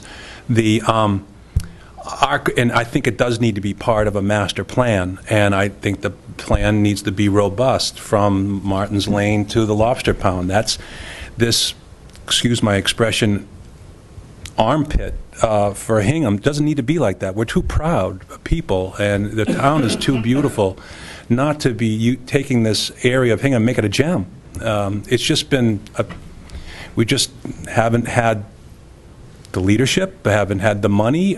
We just have tried to put it under the rug. It needs to be addressed. There needs to be a spotlight shined on it. It's the harbor, and Hingham is nothing without the harbor. And it's the postcard. It's everything we have. So, we're coming at it because we have to on a safety issue, because we have no choice, and we're pleased to be part of a master plan because I think it makes sense. We don't want to be an isolated island as we are right now, because we can't even get to the harbor from where we are. We want to be part of the discussion, and we choose to and will. But we have to keep on raising safety, because that's really what we're at right now. So I hope things can move along quick enough to satisfy our needs. I'm thinking maybe there's some temporary fix through striping or berms or barriers or something that Jersey barriers would be. I mean, as much as folks wouldn't like the look, we'll take it for safety on a temporary basis. I just want to applaud you for, you know, taking on this initiative. It's not always easy, but it's very important. And any other neighbors that are here, I want to thank you, because everybody's busy, but this is obviously a very important issue that you've been dealing with for many, many years. All I can tell you is that I'm one of those people that believe that somewhere you have to start somewhere. And my opinion is that there are some very legitimate questions. There's an overall picture. There's a geographical, master plan, if you want to call it. We may get there, but I'm afraid that if we don't, and I've taken this position with other, projects in that area, if we don't get moving on them now, there's always going to be a reason to not get to it next time. So, I think it's a great idea, and I'm supportive of it. Right. I think one of the things that will really help us, because I thought this was great when we saw the citizens petition, is the sooner we get working with the state and the conversation, and if I can make that happen with these people, even invite them into our task force meetings, then they become a little bit more interested, and they've kind of vested, so they have to help us. But I do think that road audit is a great place to start. I hope this passes town meeting for the couple $100,000, and then we can define what these engineering services are, because it's bigger than a bread box. Yeah. We have friends in the state. Senator Hedlund, who's he's great. A classmate and a avid bicyclist. He is cut off from, like we all are, from getting to where he needs to go, and so he's an advocate. Representative Bradley has been an advocate. So. And they've seen this article, and they have said, great, if the state can see the town commitment to design, that's what we're looking for. And that's what Patty has said, too. So when this lady comes back, we'll hook her up with this. Why don't we take a couple comments from the audience? I know we're running a little late, but you all have made the trek down here, and we appreciate it very much. And you're welcome back, by the way. Well, come on up. No, you have to come up. That's the only rule. Nice to see you. See you. Roy Harris from 111 Martins Lane, so sort of off the corner here. But one of the things, when you mention the state, I mean, I would think that is definitely the place to start, because this is not a Hingham issue. This is not a Hingham problem. It is a regional issue. And all you have to do is spend a little time with rush hour coming in from Cohasset to know this is not a Hingham issue. Those cars are not Hingham cars during the rush hour portion, which is only one part of the problem.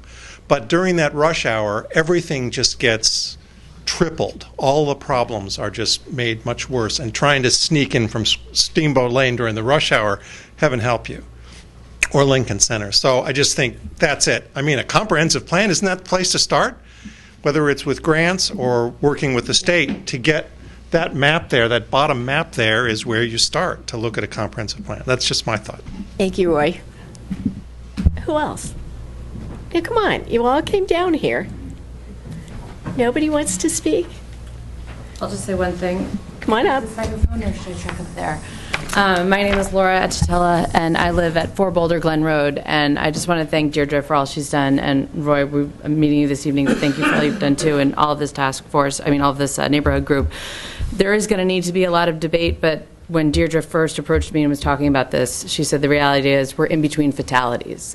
And I think we really need, this is a lot about dollars and cents, but these are people's lives. And it could be my kids, it could be my friends coming to visit, it could be my in-laws, it could be someone driving to visit World's End, which brings in so many people. And we're in between fatalities. So we can't wait. We have to get started on this now. Thank you, Laura.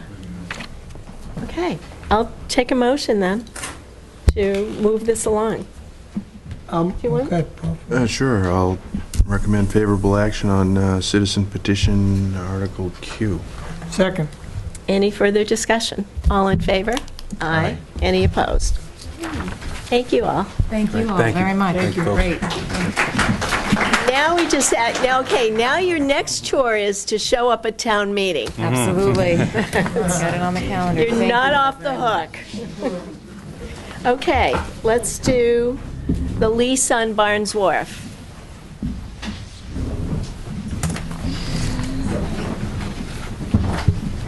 Are you doing that one first, Ted? I'll take you through it. It's pretty Okay. self-explanatory. Let me grab my warrant book. Thank you for coming.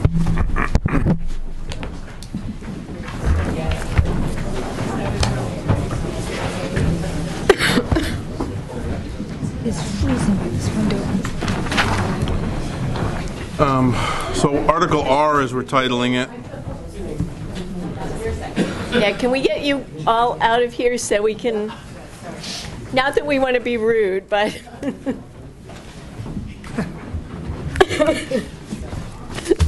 All right, so Article R, the lease of Barnes Wharf.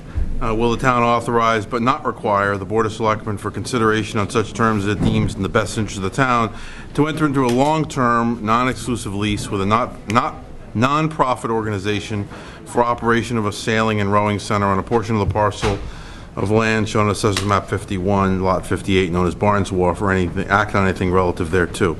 So what this is doing is it's giving you the authority to enter into a lease, the Board of Selectmen to enter into a lease beyond what you're statutory allowed to, which is 3 years. At some point in time, you're going to have to put a specific number. It's here. up, isn't it up to 30? Yes, well, you're going to have to put that in. Okay. You're going to say 10 years, you want 20, like the Country Club did 10 years for the restaurant. So you're going to have to say at some point in time in the recommended motion, this is how it should be written for the article. The recommended motion will say to authorize the Board of Selectmen to enter into a lease for X number of years.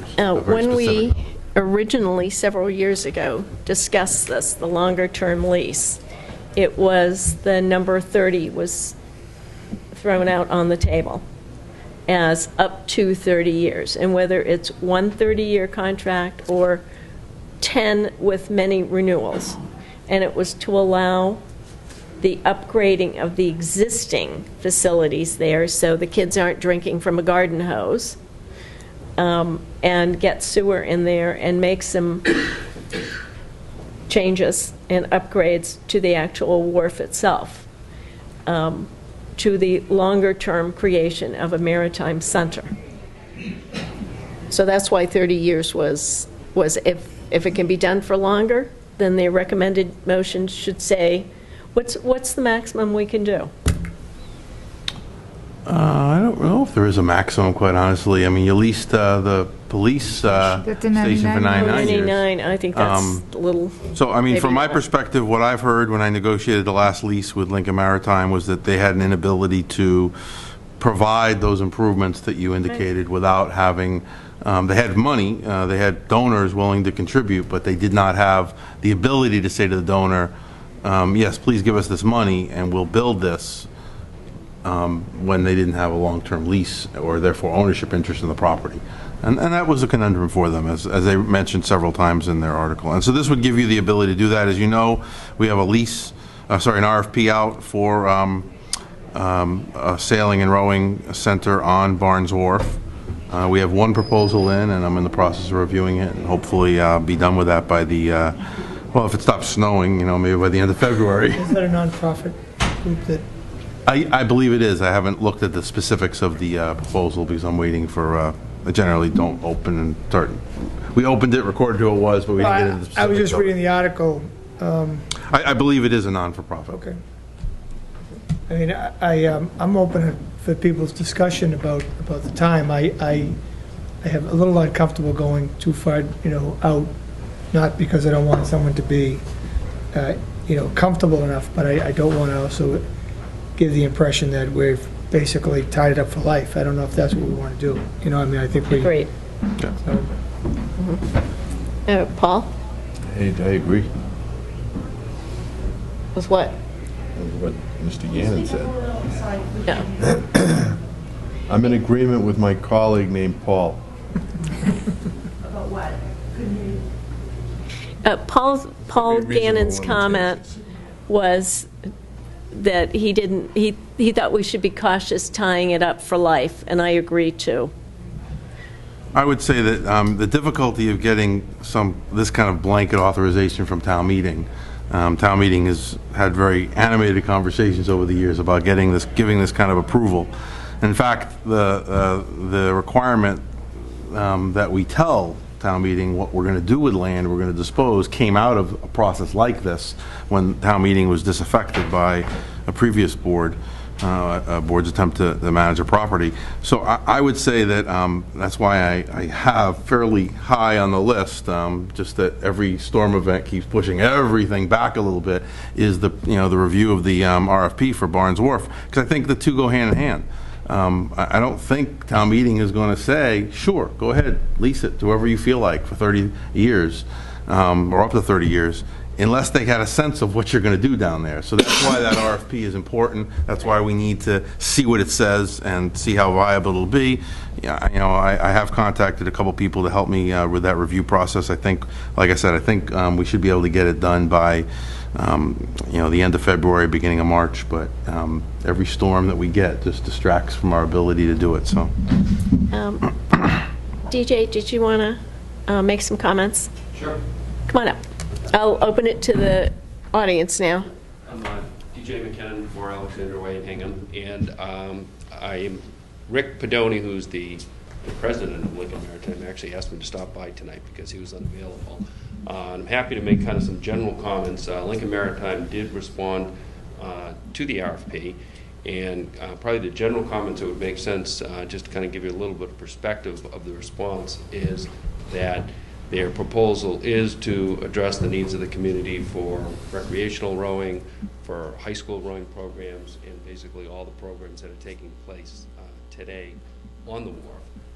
In addition to that, the view of the RFP is to basically do it in phases. The first phase is to really address the activities that are occurring today on the wharf with rowing and sailing, and to provide the facilities to accommodate that.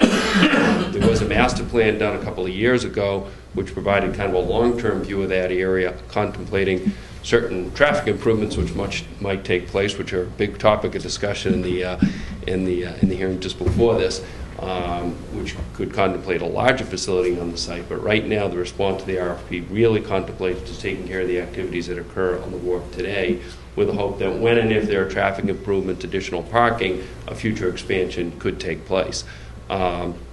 Those initial improvements to the wharf, which would provide some form of permanent structure to house boats as well as to provide for the fitness activities that occur down there, would be in the range of a couple $1 million. So there is a need to have a lease long enough to justify paying donors, that back. So that is part of it. But within that, I know that there's a concept in the RFP to actually provide some hurdles within that lease to make sure funds are being raised, that improvements are being put in place, so that the town isn't simply just signing a lease and tying up the property for long term without any performance standards. The performance standards would be built into that lease to make sure the town is getting what it bargained for as part of it.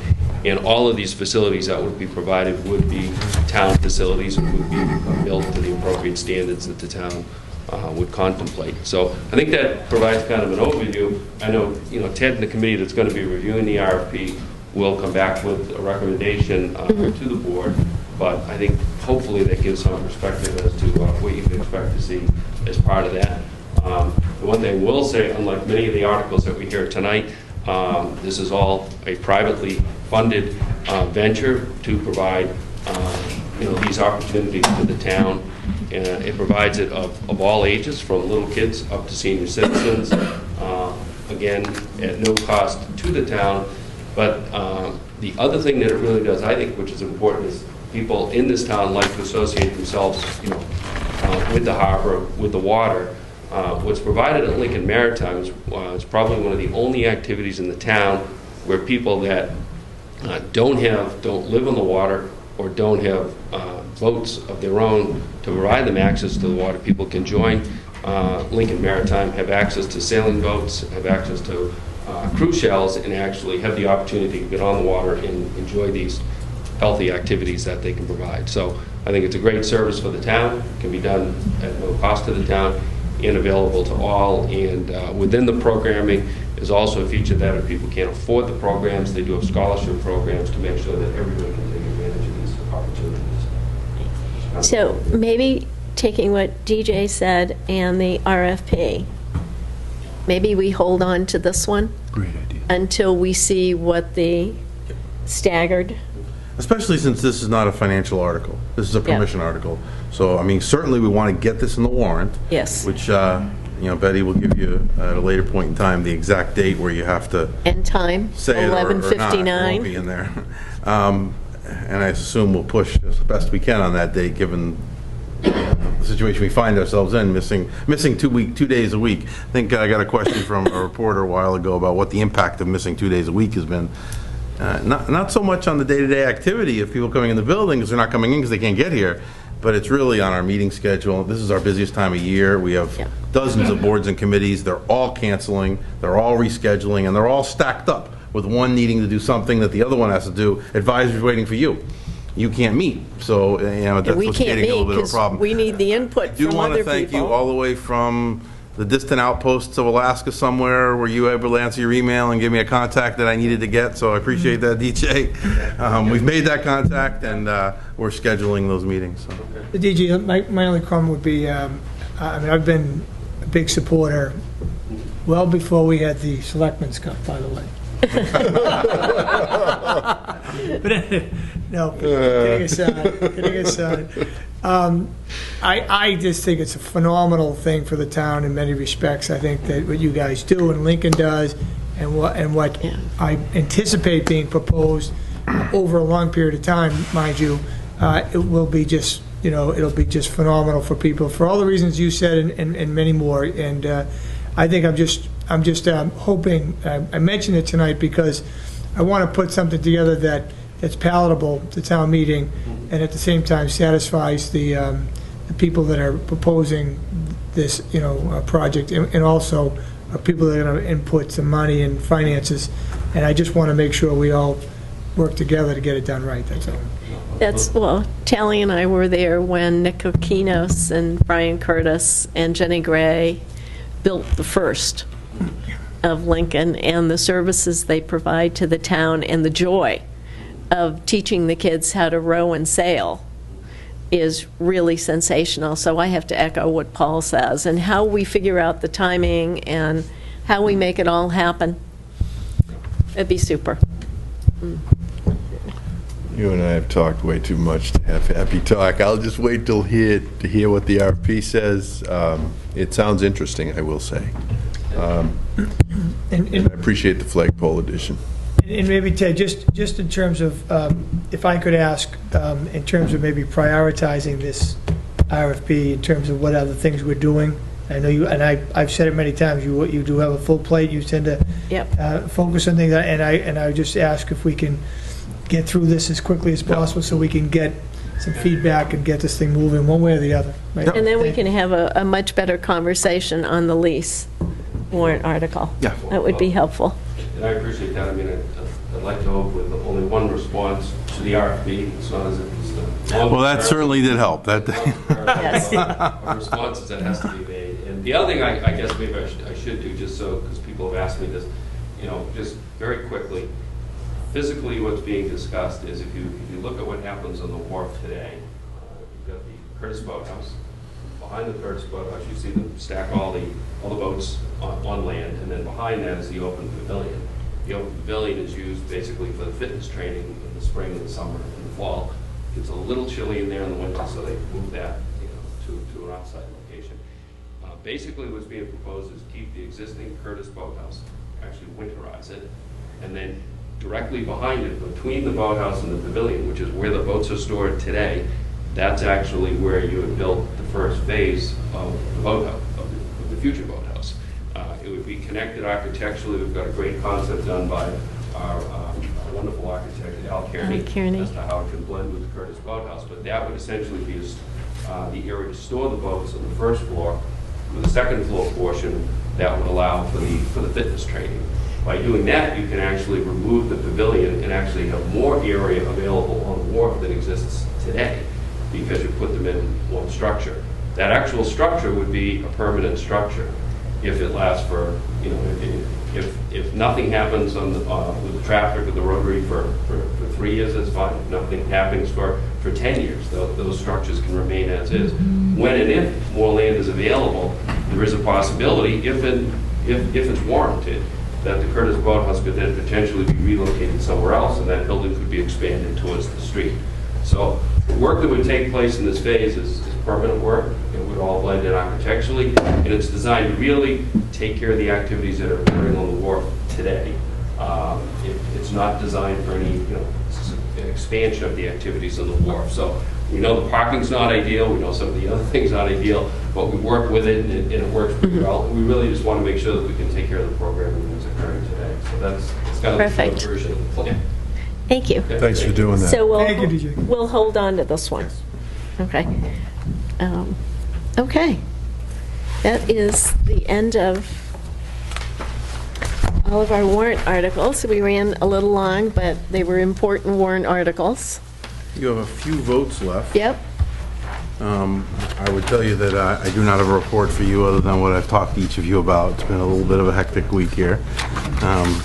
I will let you know that we are having an emergency management meeting tomorrow morning at 9:30 to prepare yet again for another fairly significant event this weekend. We expect 12 to 18 inches of snow to hit us sometime over the weekend. We're gonna reactivate our local emergency planning group to focus on that because we did it at the beginning of our storm sessions, and we decided we're going to rehash that again to make sure that everybody's still prepared, because mistakes happen when you get tired, and everybody's tired, as expected. Why don't we do the other two votes, and then we can do, I've just got a couple things, some that I think we may have one other vote, right? I mean, we're going to rescind that. Do you want to, I don't want to do that tonight. Oh, you don't want to do it? Okay, you want to do everything together? Yep. The only thing I can tell you is that it has to be corrected one way or the other. So I'll do it the next time, but, I mean, that's, if you want, but whatever we do, we have to have the paperwork in front of us that matches. It just makes perfect sense. But I'll wait till the next time, but I thought we would clean it up now and then talk over the next 2 weeks about where we go from here. I mean, I thought we might be able to resolve it, but I'll defer to you, Paul. If you want to wait, it's okay with me. It's not that I want to wait. I don't think that we can do it tonight because not on the agenda, and we passed through that portion of the meeting where we do that kind of stuff. I noted that. So I wasn't said, sure. all right, fine. Apparently, you guys want to hold off. That's what I interpreted, so. Honestly, It's 10:30, it's 10:45 at night. I'm not going to get into that now. Can I just tell you, in my discussions, we had talked about it. I thought that it was going to happen to correct the mistake in terms of go back to square one, and then we would cross the bigger bridge and make the decisions about what to vote on. But we can do it the next time. We got minutes that were voted and released. I don't think they were released. That's the vote we took. Well, but we don't know what the packet was. There was no paper copy in our folders, and we all presumed. I had one. Not in a folder. Yeah. I didn't have one. I didn't either. I did not have one. It was sent out electronically earlier Right. that day. It was not in the folders, and it was sent out very late in the day because I responded to Betty after 6 o'clock because I was trying to get ready to be here. So we're supposed to have it in our folders. On the agenda? I mean, I'm just asking. Generally, if you're taking a vote, it should be on the agenda. Right. We'll do it I mean, you have the the minutes section, approval of minutes, Oh, which is yeah. on the votes. Yep. So, I could see both sides of the equation. I think the public has probably a little idea of what you're talking about for the last 5 minutes, so you probably should let them know a little bit about that and then figure out when you want to take it up, whether it's now or later. No. Do you want to defer it, Paul? Is that what you're saying? I mean, I'm saying that it's 11:15. I want to leave. I understand. I wasn't expecting more than a 30-second because of the... No, this is going to be an argument, so we might Well, as well I just understood wait Phase until 2 we're might be the fresh. argument, but Phase 1 could be the argument if you want it to be. I thought Phase 1 was acknowledging the confusion and then trying to figure out where we went from there. But why don't we just put it on the agenda if it needs to be for the next meeting? The 26th. And that way we can Executive session. have some time, I December. guess. Here we go, Selfie.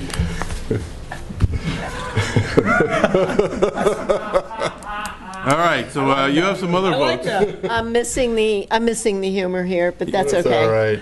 Ah, Paul right. gets it. All right. We've had a couple votes. If we want to. So you have a vote to sign an agreement with the Library Staff Association. Do you want to? I think that's a great agreement. You want to tell us what that is? Yeah, it deals with the adjustment of a reclassification that we agreed to as part of the original bargaining contract that you guys approved a few months ago. And it's a new children's librarian or something like that. They're doing a great job of looking towards the future of the library and the job descriptions that should be in place as they move forward. So I'll take a motion. I'll move that we sign the agreement with the Hingham Public Library Staff Association, Local 888 SEIU AFL-CIO. And it's Associate Librarian, Young Adult Services. Thank you. Second. Any further discussion? All in favor? Aye. Any opposed? Do you want to do the Taste of Hingham? Sure. Move to approve the request of the Hingham Downtown Association for use of Main Street between Elm Street and North Street, as well as the sidewalks for the Taste of Hingham, be held on Saturday, May 16, 2015, from 8:30 a.m. to 4 o'clock p.m. Second. Any further discussion? All in favor? Aye. Any opposed? Ted, you're done with reports? I am. I just have a couple things. Do you two want to go first, Paul? Sure. I want to recognize the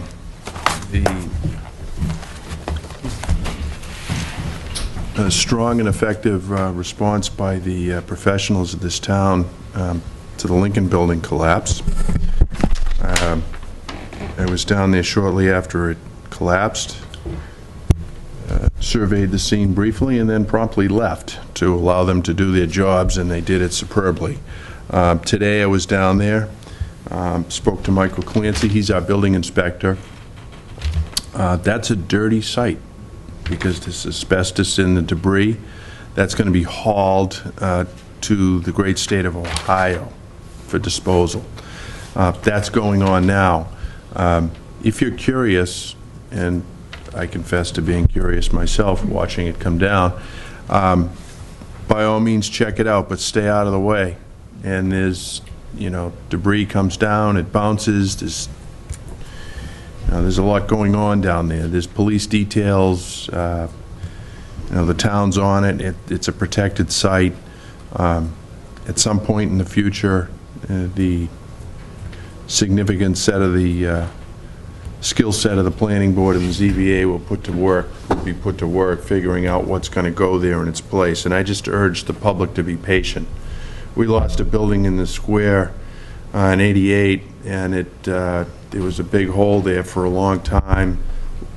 There'll be pressure here to do something to, I don't know, make something substantially similar. But there's a lot of moving parts, ladies and gentlemen, and I just urge patience. I'd reiterate what the chief said about, or Randy Sylvester, rather. Please be very careful and patient driving. I think that the highway department's done a great job. Got a letter from a resident complaining about his road conditions, and when I went up there this morning, lo and behold, there was the front end loader, and I said, the highway is right on this. So, well done, gentlemen. I've seen some of the guys out there that I've known since I was a kid driving, and operator fatigue on those plows, I think, is a real issue right now. So, I just ask you to try and be a little patient with the plows and the other motorists. Stopping distance is a good thing in this kind of weather. That's all I got to say. Thank you. So, there's a number of things, but I think I'll just limit it to one. I had the pleasure on Saturday, February 7th, of being with my colleagues downtown celebrating Lincoln Day, and it was, I don't use this word very often, it was very uplifting, not only being at the cemetery when they were saluting Major General Benjamin Lincoln, who we found out was a selectman, well before our time, I guess, but it was interesting, and so was his dad, I guess, from what I understand. And they gave a salute out to Governor Andrews, who was an attorney as well as a politician. So all these interesting tidbits about history. Don't know any people like that. Well, we're in good company, I guess. But anyway, and then at the church, we had, what a wonderful service we had with, the veterans were there. Jim Conroy, I believe, did a very, very interesting recitation about President Lincoln and the White House and some of the things that went on. And I believe he's writing a book, right? Is that? He has written a book. He's written a book, and I certainly am looking forward to reading it because there were many, many things in there on day-to-day life in that time which you don't get in your normal history books. And I think Reverend Brown, who presided there, did a nice job, and the choir was fantastic. So I think the one thing that was missing, if I could say, because I hadn't been at this event before, was I'd love to have some type of collaboration with the schools to get some more kids to go to these things, because there was so much history and so much, so much good things going on there. I think the kids would enjoy it, not only for an educational, but also a town pride purposes, and I just thought it was a great, great day. I miss Ben Lincoln, too. He's usually there in his attire, but apparently he wasn't there this year. Al, I don't know where you were, but... Yeah, that's true. That's it usually is. The one thing, the weather cooperated. Yes, it did. That was a touch and go. So, that's it? That's all I have, yes. Okay, I got a couple. I won't repeat what the guys have said. There's a rumor that I heard from two people today that I want to put the stake in the heart of, because I can't believe, it must be the snow is getting to people. The rumor is the town of Hingham is buying Boston Golf. There is none, not yet, zero.